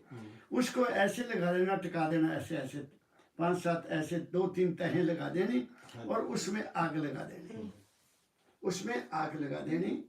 और उस आग के ऊपर फिर वो मिट्टी की हांडी रखकर उसमें उतना पानी डालना जिसमें दाल बन जाए, उनको पता होता था। फिर दाल को धोना, फिर उसमें डाल देना, नमक डाला, हल्दी डाली, मिर्च डाली, बस 3 चीजें डाल दी। और उसके ऊपर ढक्कन डालते थे जिसमें होल होते थे, होल, ताकि उबल ना जाए, वो उसकी बाहर निकलती रहे। सारा काम करना, घर का सफाई कर ली, झाड़ू दे दिया, पोछे दे लिए, सब कुछ कर लिया। और उनको पता होता था कि कितना टाइम दाल में लगना। घंटे के बाद आना, 1 चमचा लेना, 1 चमचा लेके 1 दाना निकालना, या 2 दाने निकालने, उसको ऐसे देखना दाल बन गई। और फिर 1 दाना और निकालना, फिर मुंह में दे के देखना, नमक मिर्च भी ठीक है, चलो बच्चों दाल बन गई, रोटी खाओ। बाबा जी कहते, मेरे बाबा फकीर जी महाराज कहते, बच्चों जैसे माँ उस सारी दाल को पकी हुई 1 दाने से जान लेती थी, 1 दाने से, ऐसे ही उस भगवान को जानना है तो तुम्हारे अंदर जो सेल्फ है उसको जान लो, उसको जान लोगे। बिल्कुल, you got me? Yes, you realize yourself. वो जो ताकत है वो सुरत है, उसको कॉन्शियसनेस कहते हैं। फिर उस कॉन्शियसनेस के बारे में दाता ने बताया। हम मैं तो उनके पास ही बैठता था ना, मैंने बहुत गेन किया उनकी संगत से। तो एक दिन कहते, देखो बेटा बात सुनो, मैं था जो उनकी सेवा करता था गोपाल दास, नारायण दास जो उनकी मालिश वगैरह महाराज की क्या करता था, मास्टर मोहन लाल जिनके घर में वो प्राइमरी पहले ही सत्संग दिया करते थे। फिर तो जो मंदिर बन गया उसका नाम भी मानवता मंदिर रखा, कोई और नाम नहीं रखा, मानवता इंसानियत झंडा ऊपर लगाया, बी मैन। अगर इंसानियत नहीं है तो रूहानियत भी नहीं होगी। फर्स्ट बी ए मैन, पहले इंसान बनो। हमें पहले ईश्वर ने इंसान बनाया, फिर उसी बात पता नहीं की बन गए इंसान दे तो टुकड़े ही हो गए इंसान तो है ही नहीं, कहीं टुकड़े हो गए। पार्टियां बन गई, पार्टी का भी लग गया, जाति का भी लग गया, धर्म का भी लग गया। तू कौन है भाई? मैं सिख है। काला सिख भाई तू दस की सिखिया? कुछ नहीं। We have been divided by our religion. Iqbal एक बहुत उच्च शायर हुए हैं, इकबाल, मोहम्मद इकबाल। वो पाकिस्तान में चले गए, उन्होंने लिखा, बड़ी लंबी कविता है, मैं तो कोई लाइन जानता ज्यादा। मजहब नहीं सिखाता ये आपस में बैर रखना, मजहब नहीं सिखाता, ये प्री पार्टीशन की लिखी हुई है कि धर्म नहीं सिखाता आपस में बैर रखना। मैं क्या हूँ हुंदा मोहम्मद थे इकबाल मैनू पुछदा हूँ तो धर्म दे सारे के चक्कर है, लेकिन तुझे देख के खुश नहीं है हूँ तो धर्म ने बेड़ा गर्क करता साडे देश का। We have been divided into sections, dissected the entire society. तो मैं कहाँ बोल रहा था, मैं डाइवर्ट हो गया तो ध्यान में सबसे बड़ी ताकत है। और फिर क्या है? पूजा मूलम कुरु पदम। बाबा फकीर ने कहा जो लोग जो संत कहते जानते हैं और लोगों को अपने पैर धोकर पीने को देते कि ये अमृत बन गया, वो वहां मूर्ख हैं। उनको नहीं पता है कि वो कितना पाप कर रहे हैं। लोगों को, साधारण लोगों को क्या पता मेरे पैरों में की लगा हुआ है, जन्म लगे हुए क्या लगा हुआ है। ये पैर नहीं है, वो पैर अंदर है, वो पैर अंदर है। मैं आगे चलूंगा अभी। अंदर है वो गुरु के पैर, ये नहीं है पैर। जो अपने पैर दौड़ा के लोगों को बताते हैं वो महापाप कर रहे हैं, महापाप कर रहे हैं। ये नहीं करना चाहिए। उन्होंने कहा ये गुरु की पूजा नहीं है। गुरु की पूजा क्या है? तुम गुरु के वचन पर चलो, यही गुरु की पूजा है। गुरु की सेवा क्या है? गुरु की वाणी को लोगों तक पहुंचाओ, वह गुरु की सेवा है। मैं जहां उनकी कृपा से ही आया हूं। मेरे को तो उन्होंने भेजा, जो वीजा लगता नहीं था वीजा लग गया, आ गया, मैं आ गया। What is the qualification in me? No qualification, कुछ भी नहीं। क्या कहा मैंने डॉक्टर साहब? तो गुरु कृपा बहुत बड़ी है। When you are dedicated you are taken care of. मैं तो ये समझा, इफ यू आर सिंसियर तो मैं कुछ भी करने की जरूरत नहीं है, यू विल गेट एवरीथिंग। क्या कहा मैंने? तो मोक्ष मूलम कृपा। मोक्ष क्या है? लोग कहते हैं मुक्ति, मुक्ति मिल जाए। मुक्ति का लोगों ने मतलब नहीं समझा। मेरे पास भी कई नौजवान आते हैं, महाराज जी मुक्ति कर दो। मैं कहा मैंने पता तेरी मुक्ति का दी है, तू घरों दुखी है तू घरों दुखी है, तू तो मुक्ति चाहता। बात समझ गए? तू अपनी जिम्मेवारी नहीं निभा रहा, तू तो छुट्टी चाहता। तो ये नहीं छुट्टी मिलनी, मुक्ति। बीमार है आदमी, वो ठीक हो गया, उन्हें मुक्ति मिल गई। गरीब है, उसकी गरीबी चली गई, उन्हें मुक्ति मिल गई। मुक्ति के एक रूप है डॉक्टर साहब, क्या ख्याल है? मुक्ति का मतलब है किसी दुख से दूर हो जाना, मुक्ति है। गरीबी को अमीरी में बदल लिया मालिक ने, मुक्ति हो गई। गरीबी तो बीमारी है, बीमारी चले गई, चल गई, बीमारी मुक्ति हो गई। बच्चे की शादी नहीं होती, बंदा परेशान है, लड़की की शादी हो गई, चल मुक्ति हो गई। क्या ख्याल है? मुक्ति के तो कई रूप हैं, लेकिन मोक्ष जो मोक्ष है, मोह जमा क्षय, हमारे किसी बंधन को खत्म कर देना, वो मोक्ष है, वो मोक्ष है। वो मोक्ष कैसे होगा?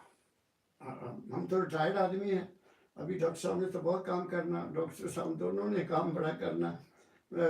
आप तो मेरी उम्र के ही हैं लगभग, तो हमें तो कोई ज़्यादा जरूरत नहीं, अब बच्चे सेटल हैं या बैठे जड़े हैं सेटल हो जाने हैं, बिल्कुल they are on the line, बिल्कुल बिल्कुल they are on the line of success. हाँ जी हाँ जी, ठीक है ना, हाँ जी तो उन पर तो कोई चिंता की बात ही नहीं है, they will follow your path, parents set है तो वो भी सेट हो जाएंगे। अब जो बात मैं कही कि गुरु तीन चीजें चाहिए, गुरु चाहिए, गुरु का वचन चाहिए और गुरु की संगत चाहिए। अब तीनों चीजें मिल गई, अब क्या करना? वो तीन चीजें बड़ी इंपॉर्टेंट है। वो इंपॉर्टेंट क्या है कि जो गुरु ने कहा उसका सिमरन करना है। सिमरन मीन याद करना। सिमरन का मतलब याद करना। किस जगह का याद करना?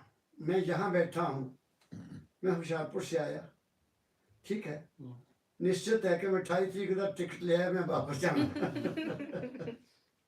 मैं यहाँ का रहने वाला नहीं हूँ, क्यों मैडम जी? बिल्कुल। तो वो जो सिमरन है वो किसका है? वो उस जगह का है जहां से मैं आया हूं। तो बाबा फकीर ने उस जगह का क्या बताया हमें कि जीवन और है, हस्ती और है, जिंदगी और है, हस्ती और है। कैसे समझाया? कहते बच्चों, एक नौजवान लड़का जा रहा है सड़क पर, पीछे से गाड़ी आई, टक्कर मारी, उसकी टांग के ऊपर से निकल के टांग चूर चूर हो गई। वो चिल्लाता है, हाय माँ, हाय हाय पापा, हाय माँ। पहला बंदा माँ नू याद करता, पापे नू घट करता, क्योंकि माँ के शीश से वो बना है। हाय माँ। कभी भी चोट लगे कौन कहेगा हाय माँ? डॉक्टर साहब क्या कहा मैंने? माँ याद आती है, क्योंकि माँ ने हमें जी शीश दिया है। चोट लगेगी तो माँ ही याद आएगी।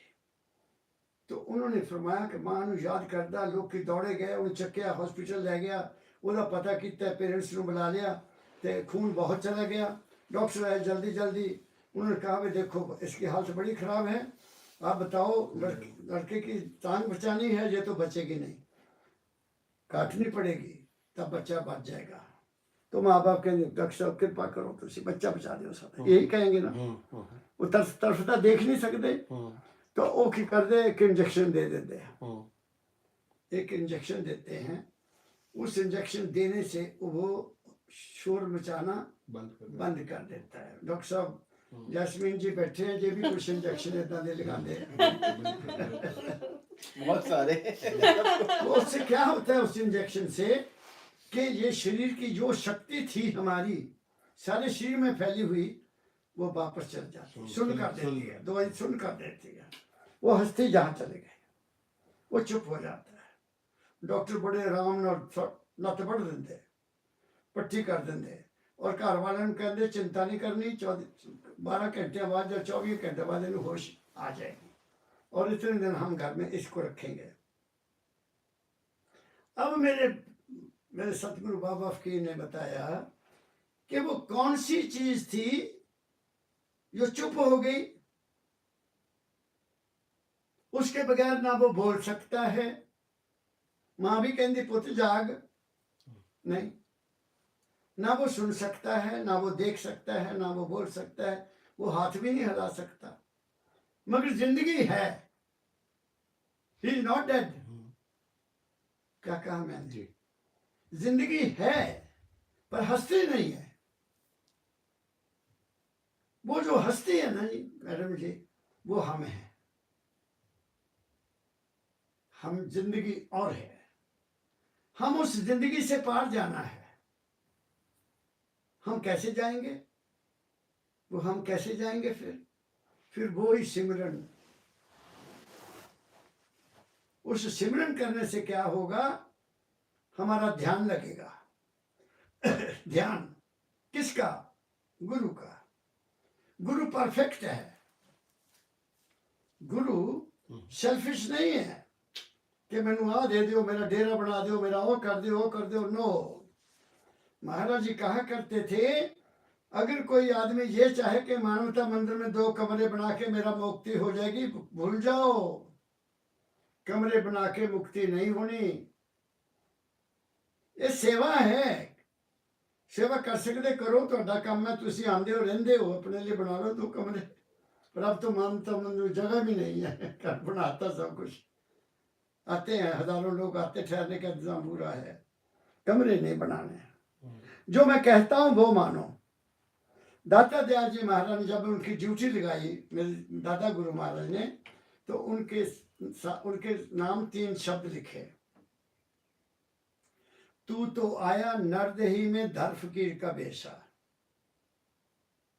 तू तो आया नरदेही में धर फकीर का बेशा, दुखी जीव को अंग लगा के ले जा गुरु के देसा।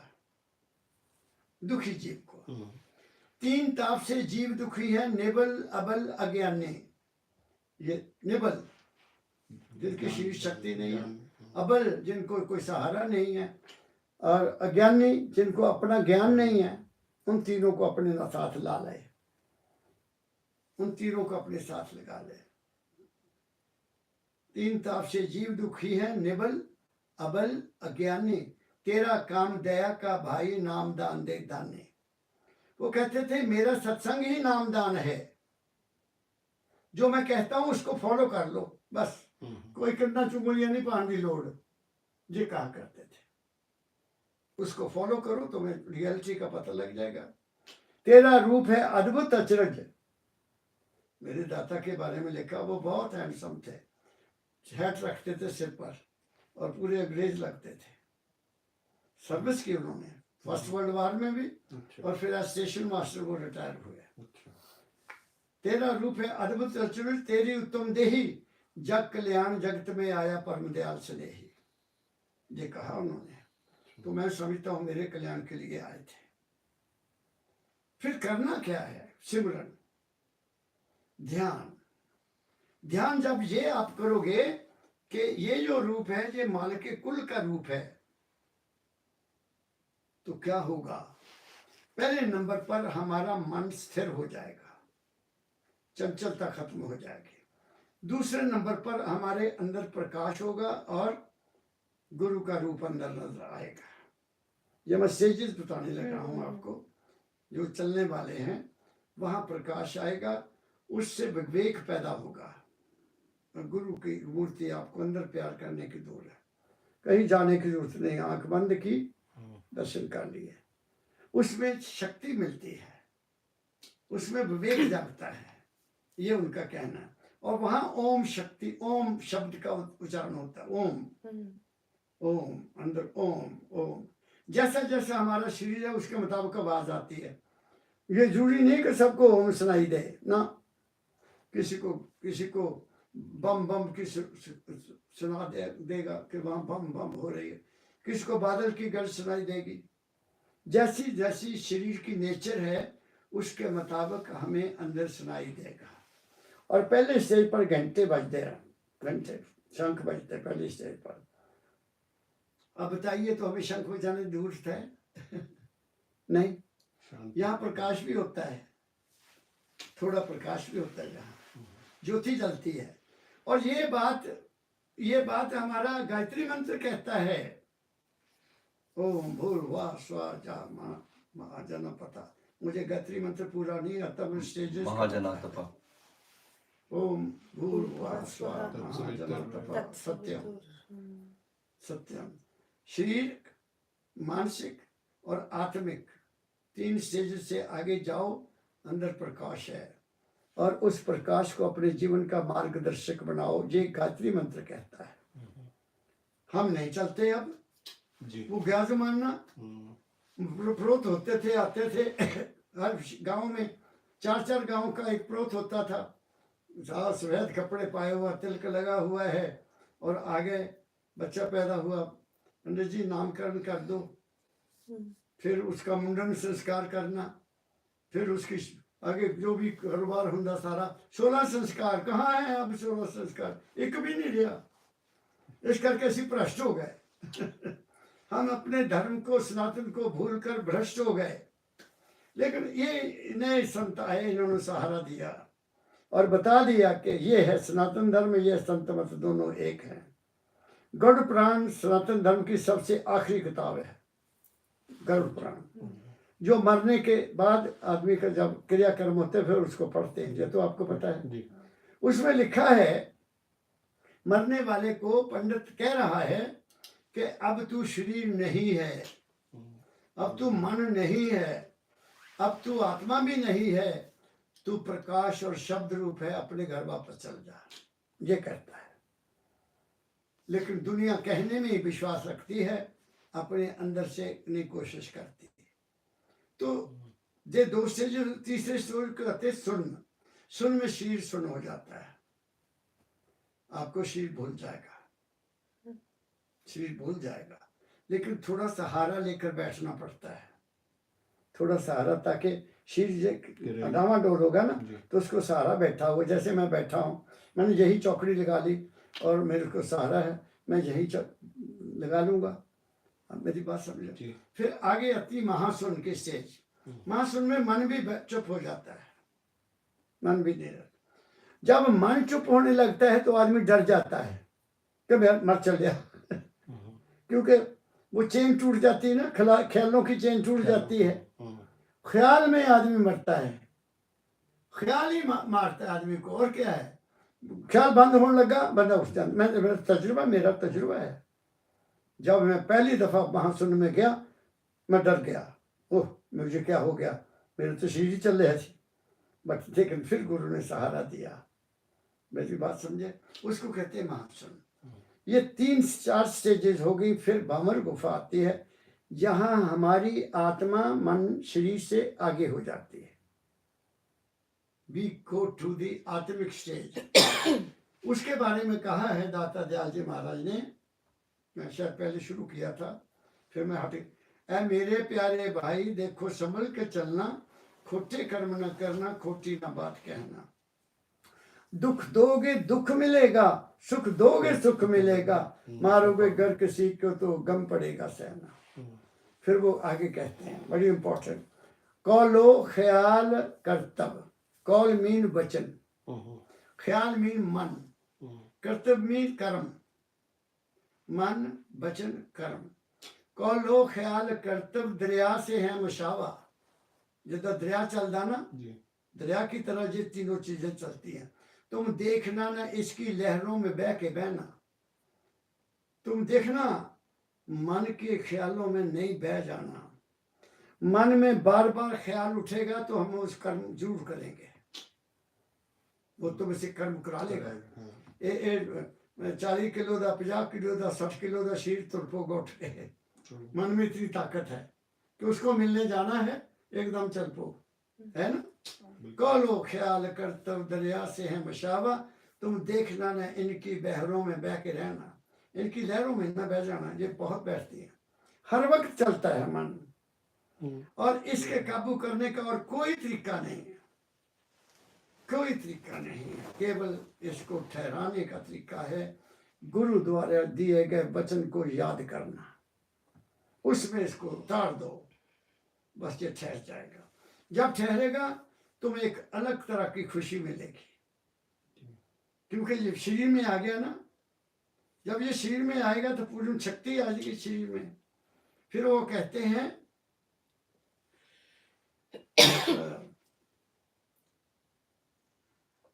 मन इंद्रियों पे भाई जब्त रखना तुम बराबर। कोई भी चीज, आंख कान मुंह, कोई भी चीज भी हमारे शरीर की, जब तक मन नहीं चलेगा वहां काम नहीं बनेगा। अब मैं काम कर रहा, मैं पढ़ रहा हूँ ना, मैं पढ़ रहा हूँ अपने मजे से, या मैं पढ़ रहा हूँ, मेरा मन इधर लगा हुआ है। कोई आ जाता, भाई ओ भाई साहब इतों फलां बंदा नंगया कि नहीं नंगया, मैं कहूँगा जी मैं तो ध्यान नहीं किया, क्योंकि मेरा ध्यान मेरी किताब में है, मेरी आंख इसमें है। तो ध्यान जो है, ध्यान से क्या होता है कि मन एक जगह ठहर जाता है। मन इंद्रियों पे भाई जब्त रखना तुम बराबर। इन्हां अखां नूं संभाल के रखना, ਕੰਨ ਨੂੰ भी संभालना तो बोलने ਨੂੰ भी संभालना। इन्नी गल है, इससे ही तुम्हारा जीवन बदल जाएगा। क्या कहा मैंने? मैं डॉक्टर साहब कभी बाजार में गया, मैं आपको अपनी हंसी की बात बताता हूँ। मैं धर्मशाला में था, धर्मशाला गवर्नमेंट कॉलेज पहाड़ है, बड़ी अच्छी आबो हवा थे दी। ते मैं रोटी मेरी वाइफ ने थी, तो स्टोव होते थे पंप वाले, देखे होंगे वो, हाँ जी उस पर रोटी बनाते थे। उसमें पिन लगती थी, पिन ऐसे साफ करने के लिए, और पिन टूट गई, रह गई रोटी बिच्चे। मैं क्या हूं की करा, बंद किया काम, तो बाजार गया पिन लेन, वो काफी दूर 1.5 किलोमीटर ऊपर दुकान पहाड़ पे, दवा दव गया, जाके पिन ली, तब मैं वापस आ रहा, शाम हो गई। तो मेरे सीनियर प्रोफेसर, बहुत सीनियर, काफी सीनियर मेरे से, वो थल्ले ऊपर ਨੂੰ जा रहे, वो ऊपर ਨੂੰ जा रहे, वो मैंने देखा, वो कमल दिया बच्चा कितने मुंह चकी जाना। मैं तो सियाने सी ना, शुक्र बहुत करते सी, बहुत शुक्र करते सी। वो तू कितने मुंह चकी जाना, वो तेरे वर्गे मुंडे तक ऐसे सैरा करते, कुड़ियां देखते फिरते, तू कितने तुरे। मैं कहा सर मैनू किसी का कोई मतलब नहीं, मैं तो एक पेन लैन गया सी, रोटी नहीं सी बननी, भुखे मरना। मेरी बात समझ गए। I have never gone to bazaar, मैं कितने नहीं जाता। कल मैनू ले गए उत्थे दिखाने मुझे साहब, कोई इतने कि जिते बतखें बहुत ज्यादा है गया, पता नहीं केड़ी जगह है। तो मैं क्या कहते कॉफी पीनी, चाह पीनी, मैं क्या तुम गड्डी च बैठो, घर चल के पीवांगे, मैं नहीं पीनी इतने चाह। मैंने क्या देखना उसका, मेरी बात समझ। कल बहाने नाल ही ले गए मेरे को, घूमना नहीं पसंद करता, दिखावा था ना मन इंद्रियों पे भाई जब्त रखना तुम बराबर, जाबत जाबत बने रहोगे, खुशहाल होके जीना। जज्बा पैदा हो गया, जाबत बने रहोगे, खुशहाल होके जीना। ਜਿਹੜਾ ਬੰਦਾ ਆਪਣੇ ਆਪ 'ਚ ਰਹਿੰਦਾ, ਉਹ ਬੜਾ ਮਸਤੀ 'ਚ ਰਹਿੰਦਾ, सही गल, ਉਹਨੂੰ कोई दुनिया की परवाह नहीं है। ठीक है, फिर आखिर में कह दिया, अपनी नशस्त रखना तुम आत्मा पे हरदम। नशस्त जानते निशाना, अपनी नशस्त रखना तुम आत्मा पे हरदम, आत्म स्वरूप बनकर संसार में विचरना। मन स्वरूप नहीं, मन मेरा तेरा नहीं, आत्म स्वरूप बनकर। आत्मा सब में एक ही है, we are sisters and brothers, सब में एक है। आत्मा दो नहीं है क्या, सब में एक ही प्रकाश है, एक ही प्रकाश है सब में, और एक ही हस्ती है। एक बात और कह देता हूँ, हमारी 2 आंखें डॉक्टर साहब, नाक भी 2, कान भी 2, जुबान 1। मैं यहाँ बैठा हूँ, आप भी मुझे इसी रूप में देख रहे हैं ना, तुसी भी उन्हें यही देख रहे हैं, कोई डिफरेंस तो नहीं है। तो जैसमीन भी मैं यही नजर आ रहा, डॉक्टर साहब ने भी यही नजर आ रहा, तो भी यही नजर आ रहा, कोई देखने च फर्क है? मैंने 1000 आदमी देखेगा तो यही नजर आना ना, ਇਹਦਾ मतलब आंखों में कोई विरोध नहीं है। सेम, आंखों में, हमारी आंखों में जी, देखने में कोई विरोध नहीं है, सबकी आंखें एक ही हैं। मैं बोल रहा हूँ, ये नहीं कि डॉक्टर साहब नीचे बैठे इनको और सुन रहा है, आपको और सुन रहा है, आपको और सुन रहा है, आपको और सुन रहा है। सभी सेम, सुनना भी एक ही है, सुनना भी एक ही है। रसना में नमक मैं खाऊं या मुसलमान खाए या सरदार खाए या ईसाई खाए, नमक नमक ही है, मीठा मीठा ही है, मिर्च मिर्च ही है। तो बताओ फिर हम में फर्क कैसे हुआ? मन, नो, है ना, कोई फर्क नहीं है। मन का फर्क, मुझको भी मीठा मीठा लगेगा, आपको भी मीठा मीठा लगेगा, डॉक्टर साहब को भी लगेगा, नमक उनको भी सबको वही लगेगा। तो हम कहाँ डिफरेंस हैं? We are only different in mind. yes, We are different only in mind. इस माइंड जिस दिन माइंड साफ हो गया, उस दिन यू आर मोक्ष। तो मोक्ष, वहां बंधन है ही नहीं, वहां बंधन कहा।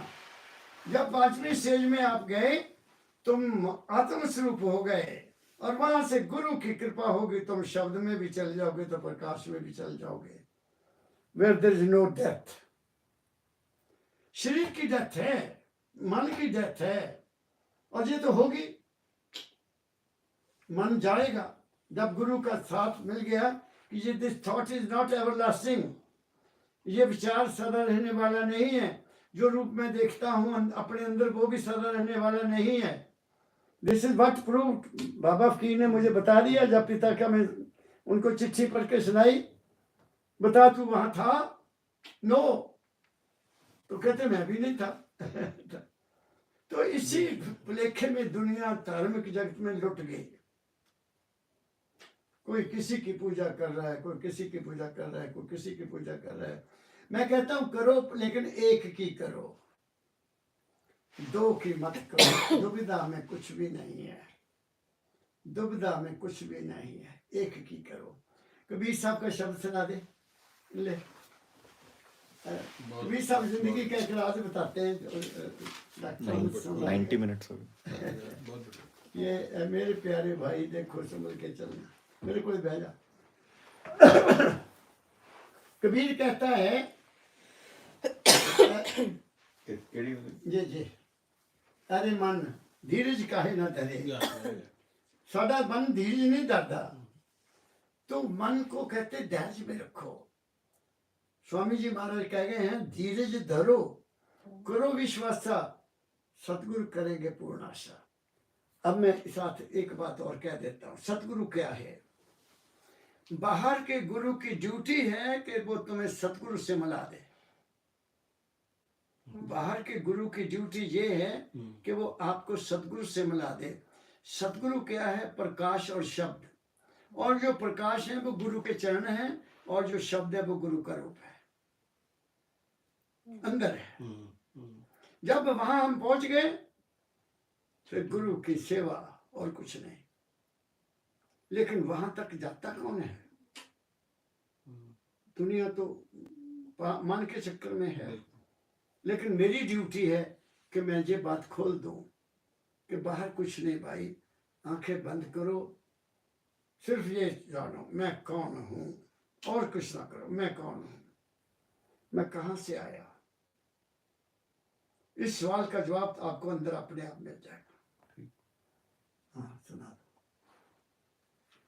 अरे मन धीरज काहे ना धरे, थोड़ा जोर ना। अरे मन धीरज काहे ना धरे। कबीर साहब, मेरा ख्याल है कबीर साहब के मन ने भी धैर्य नहीं किया होगा, तभी लिखा ना। अरे मन धीरज काहे ना धरे। क्यों? आगे शुभ और अशुभ कर्म पूर्व ले, रत्ती करे ना बढ़े, घटे ना बढ़े। वो कहते हैं अच्छे और बुरे कर्म। हमारा जन्म क्यों हुआ? हमारा जन्म हुआ क्यों? मैं अपने लेवल की बात करता हूं। पिछले जन्म में कोई वासना रह गई, कोई वासना रह गई, वो वासना मुझे खींच कर लाई। वासना मुझे खींच कर लाई। मरते समय मेरे अंदर वासना रह गई कि हो मैंने ये नहीं किया। हो सकता है, मैं अनुभव करता हूँ, हो सकता है कि पिछले जन्म में भी मेरे कोई गुरु जरूर होंगे जिन्होंने मुझे रास्ता तो बता दिया था, लेकिन वो रास्ता कंप्लीट नहीं हुआ, तो मुझे दोबारा आना पड़ा, फिर गुरु मिल गया। तो वासना। तो वो कहते हैं कबीर साहब कि जो को भी घटना हमारे जीवन में घटती है वो हमारे पूर्व जन्म के हैं। कबीर साहब लिखते हैं कुछ कर्म, कुछ कर्मगत, कुछ पूर्व ले लेख। कुछ करनी जो हम कर रहे हैं, जो किया है, कुछ करनी, कुछ कर्मगत जो अब कर रहे हैं। अब कर्मगत, खाने में भी कर्मगत है, खाना भी कर्म है। कोई ज्यादा ऐसी चीज खा ली जिन्हें पेट खराब कर देता तो वो भी कर्म ही किया ना। मैंने गलत किया, गलत खाया, गलत संगत में गया, मेरे बुरे कर्म है तो मैं गलत संगत में गया। वो कहते हैं जो पूर्व लेख, कुछ करनी, कुछ कर्मगत, कुछ पूर्व ले लेख। देखो भाग कबीर का लख किसे बया लेख।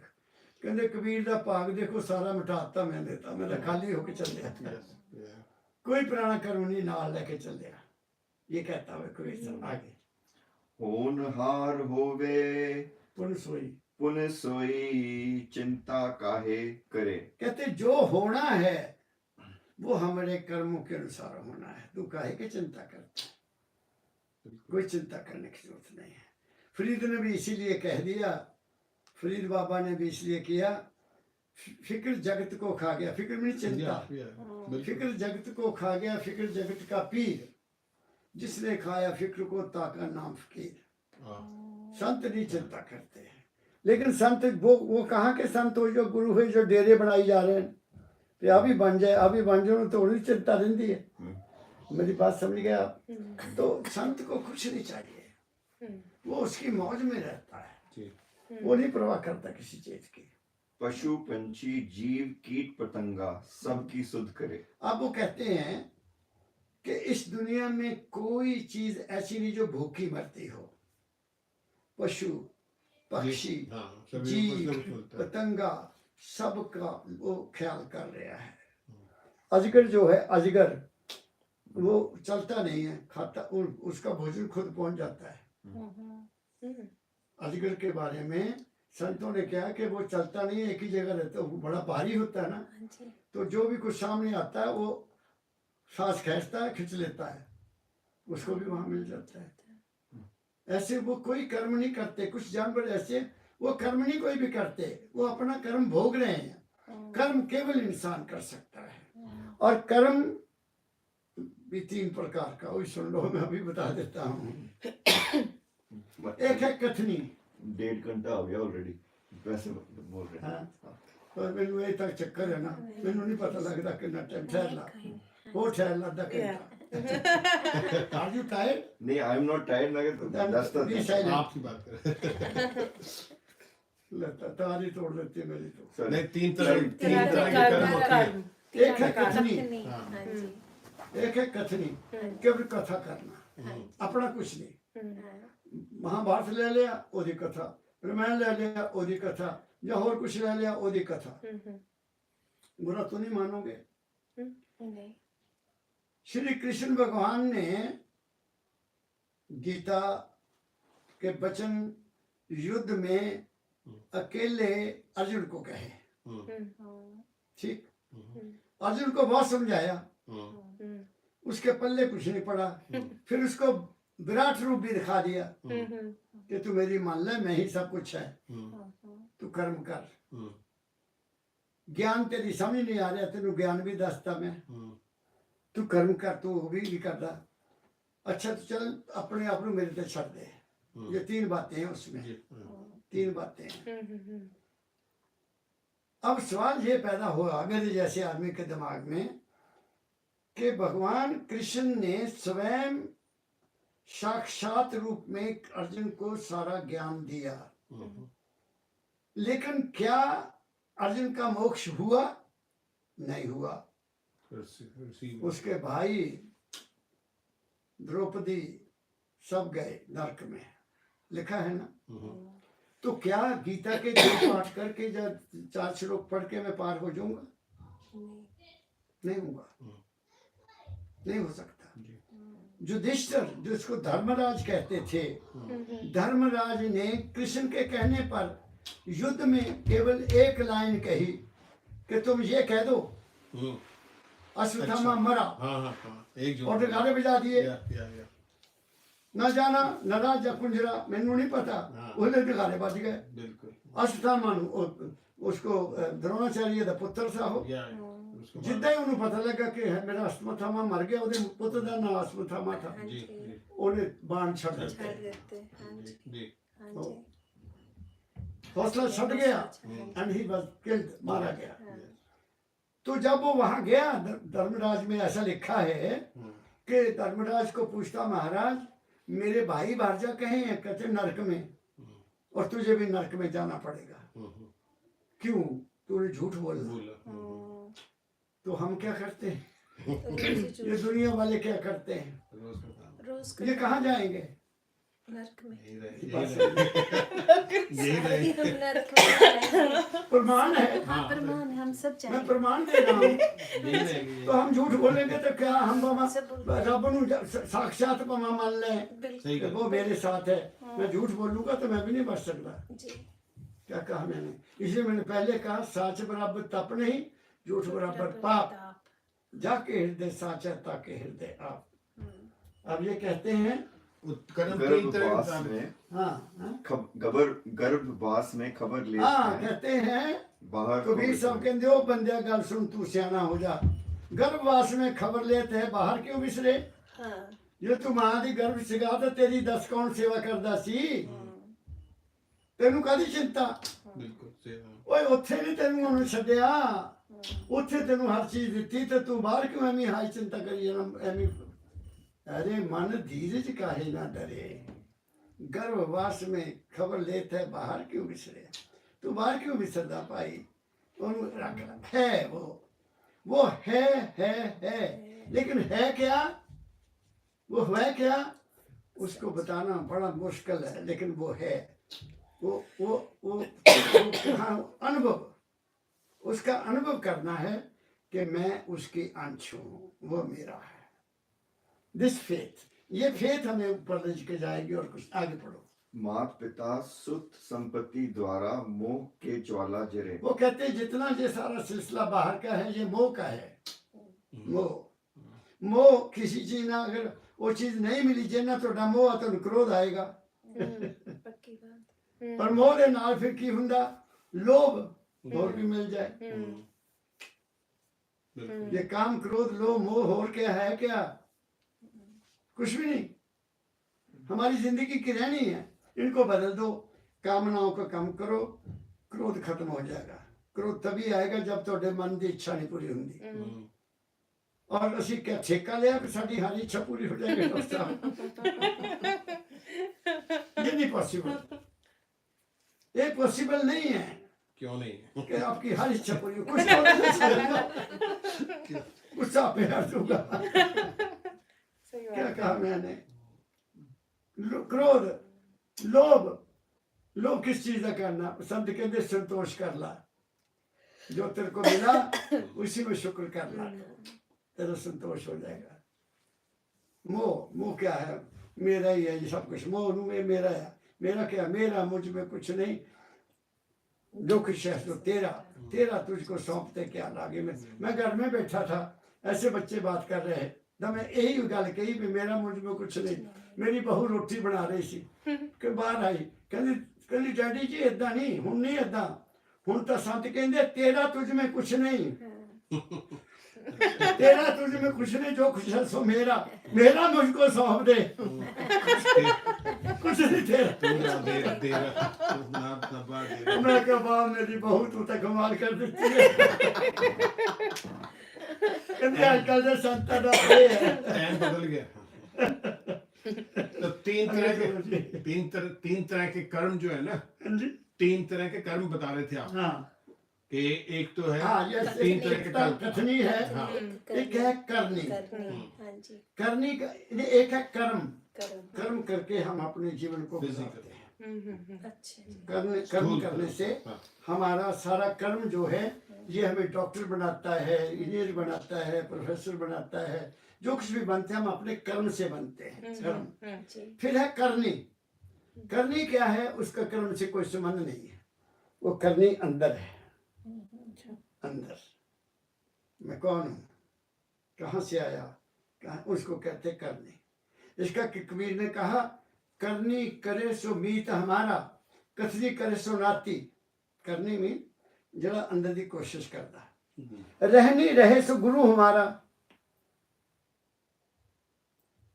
रहनी रहे सो गुरु हमारा, हम रहनी के साथी।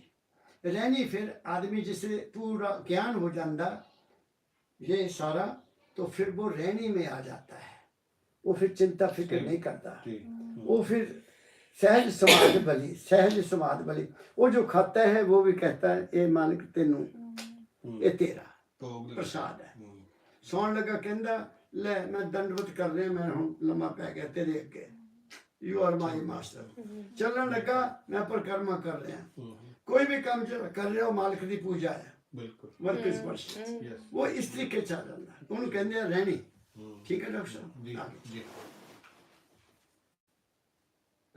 मंतु हसन से साहिब के मन तू हंसन ते साहिब के भटकत काहे फिरे मन मन को कहा कि तू हंस था तू तो कौआ बन गया इथे आके तू क्यों भटकता फिरदा है कम विदिन अंदर आ जा देख तू की है ਮਾਇਆ मन तू हंसन थे साहिब के भटकत काहे फिरे आगे। सतगुर छोड़ और ध्यावे। सतगुरु छोड़ और को ध्यावे तेरा कार्य एक ना सरे सतगुरु यही है बाहर नहीं बाहर की पूजा तुम्हें वहां नहीं पहुंचाएगी ਬਿਲकुल ये फैसला है संतों का इसलिए कह दिया भक्त उपासक जोगी ज्ञानी जपी तपी सबने चक्कर खाया क्योंकि बाहर ही है वो जोगी बन गए कोई कहता मैं बहुत ज्ञानी है कोई कहता मैं बड़ा भगत है तड़के उठ के वो नहीं है वो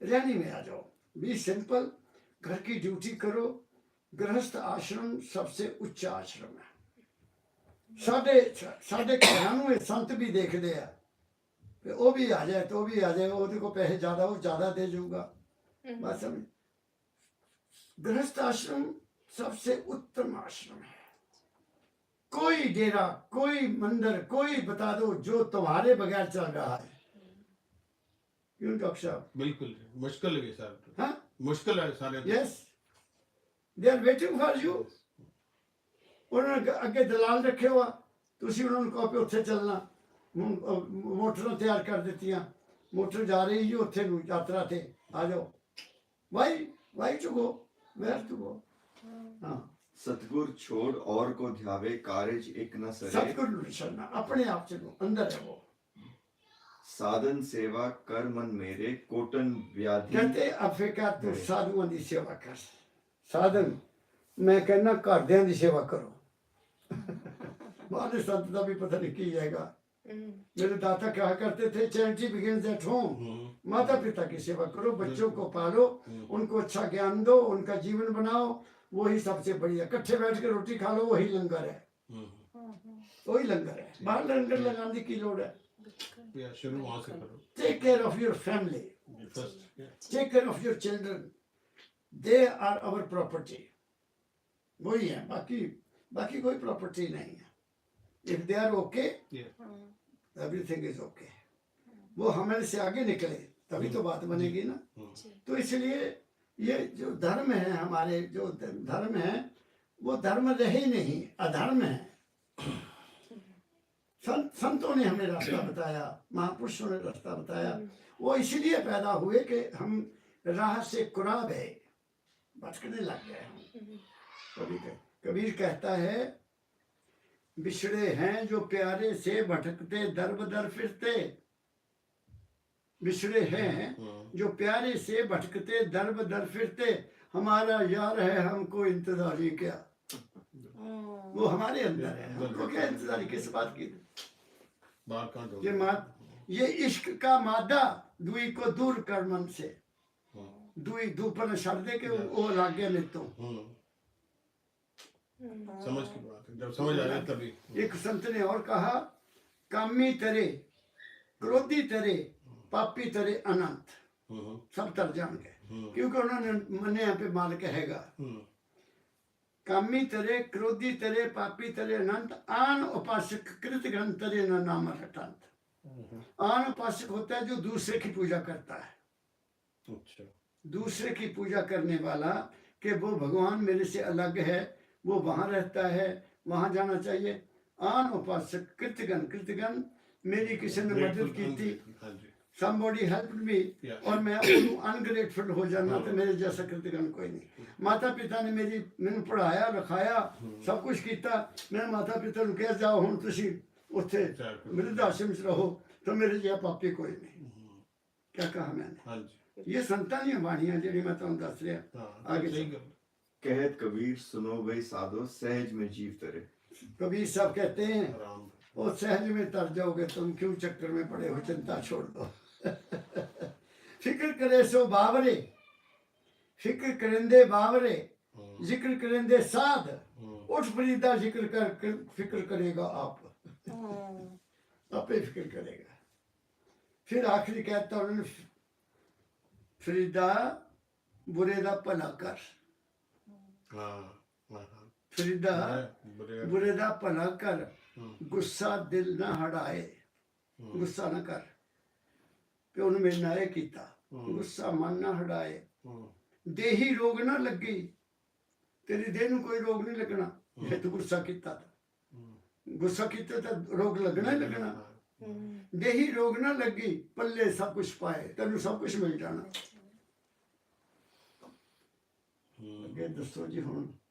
बस जी मेहरबानी रब दी मेहर। डॉक्टर साहब बहुत मैं बहुत खुश हुआ आप मिले, बहुत अच्छा। मैडम जी मिले, डॉक्टर साहब मिले, ये एक मेरा बड़ा सौभाग्य है। हमारा आप मेरी बात को ध्यान से सुना, सही और मैं जानता हूँ कि आपके दिल में कुछ न कुछ उतरा है और उतरेगा इस्तेमाल करने वाली बात है, ऐसे, क्योंकि मैं हमें इस्तेमाल करना है बस।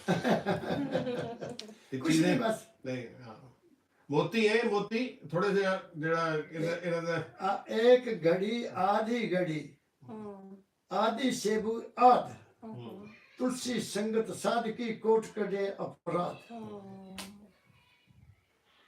साध वही है, कपड़े पाले साध बन गए, वो तो ठा गए, डराते सानू। साध तो वो है जो मन की साधना करता है, वो साध है। मन को साधे सो साध, जो ज्ञान की खोज में है वो सत्संगी, जिसने ज्ञान को समझा विवेक जाग गया वो हंस, जो उस पर चलने लग गया वो परमहंस, जो वहां ठहर गया वो संत। वो संत है। 3-4 स्टेजेस में बता दी। आप सुखी रहो, आपकी जोड़ियां सलामत रहें, आपके बच्चे काबिल बने, और मालिक ने कभी वक्त मिला तो मैं फिर एक बार आऊँगा। बिल्कुल। इन्होंने नया मकान थोड़ा एक्सटेंड करना है, ਉਹਦਾ उद्घाटन मैं ही करना आके। Very good. Very nice. Doctor Ahmed का एक्सटेंशन करने का विचार है, मुझे नक्शा दिखा दिया, अच्छा मैंने उस पर हाथ रख दिया, बहुत बढ़िया बनेगा। बहुत बढ़िया एकदम डॉक्टर साहब तो शूट से बैठो, हाँ जी उत्थे बैठो अच्छे आ जाओ। ठीक प्लीज। yeah, sorry. नहीं I'll go and get some drinks.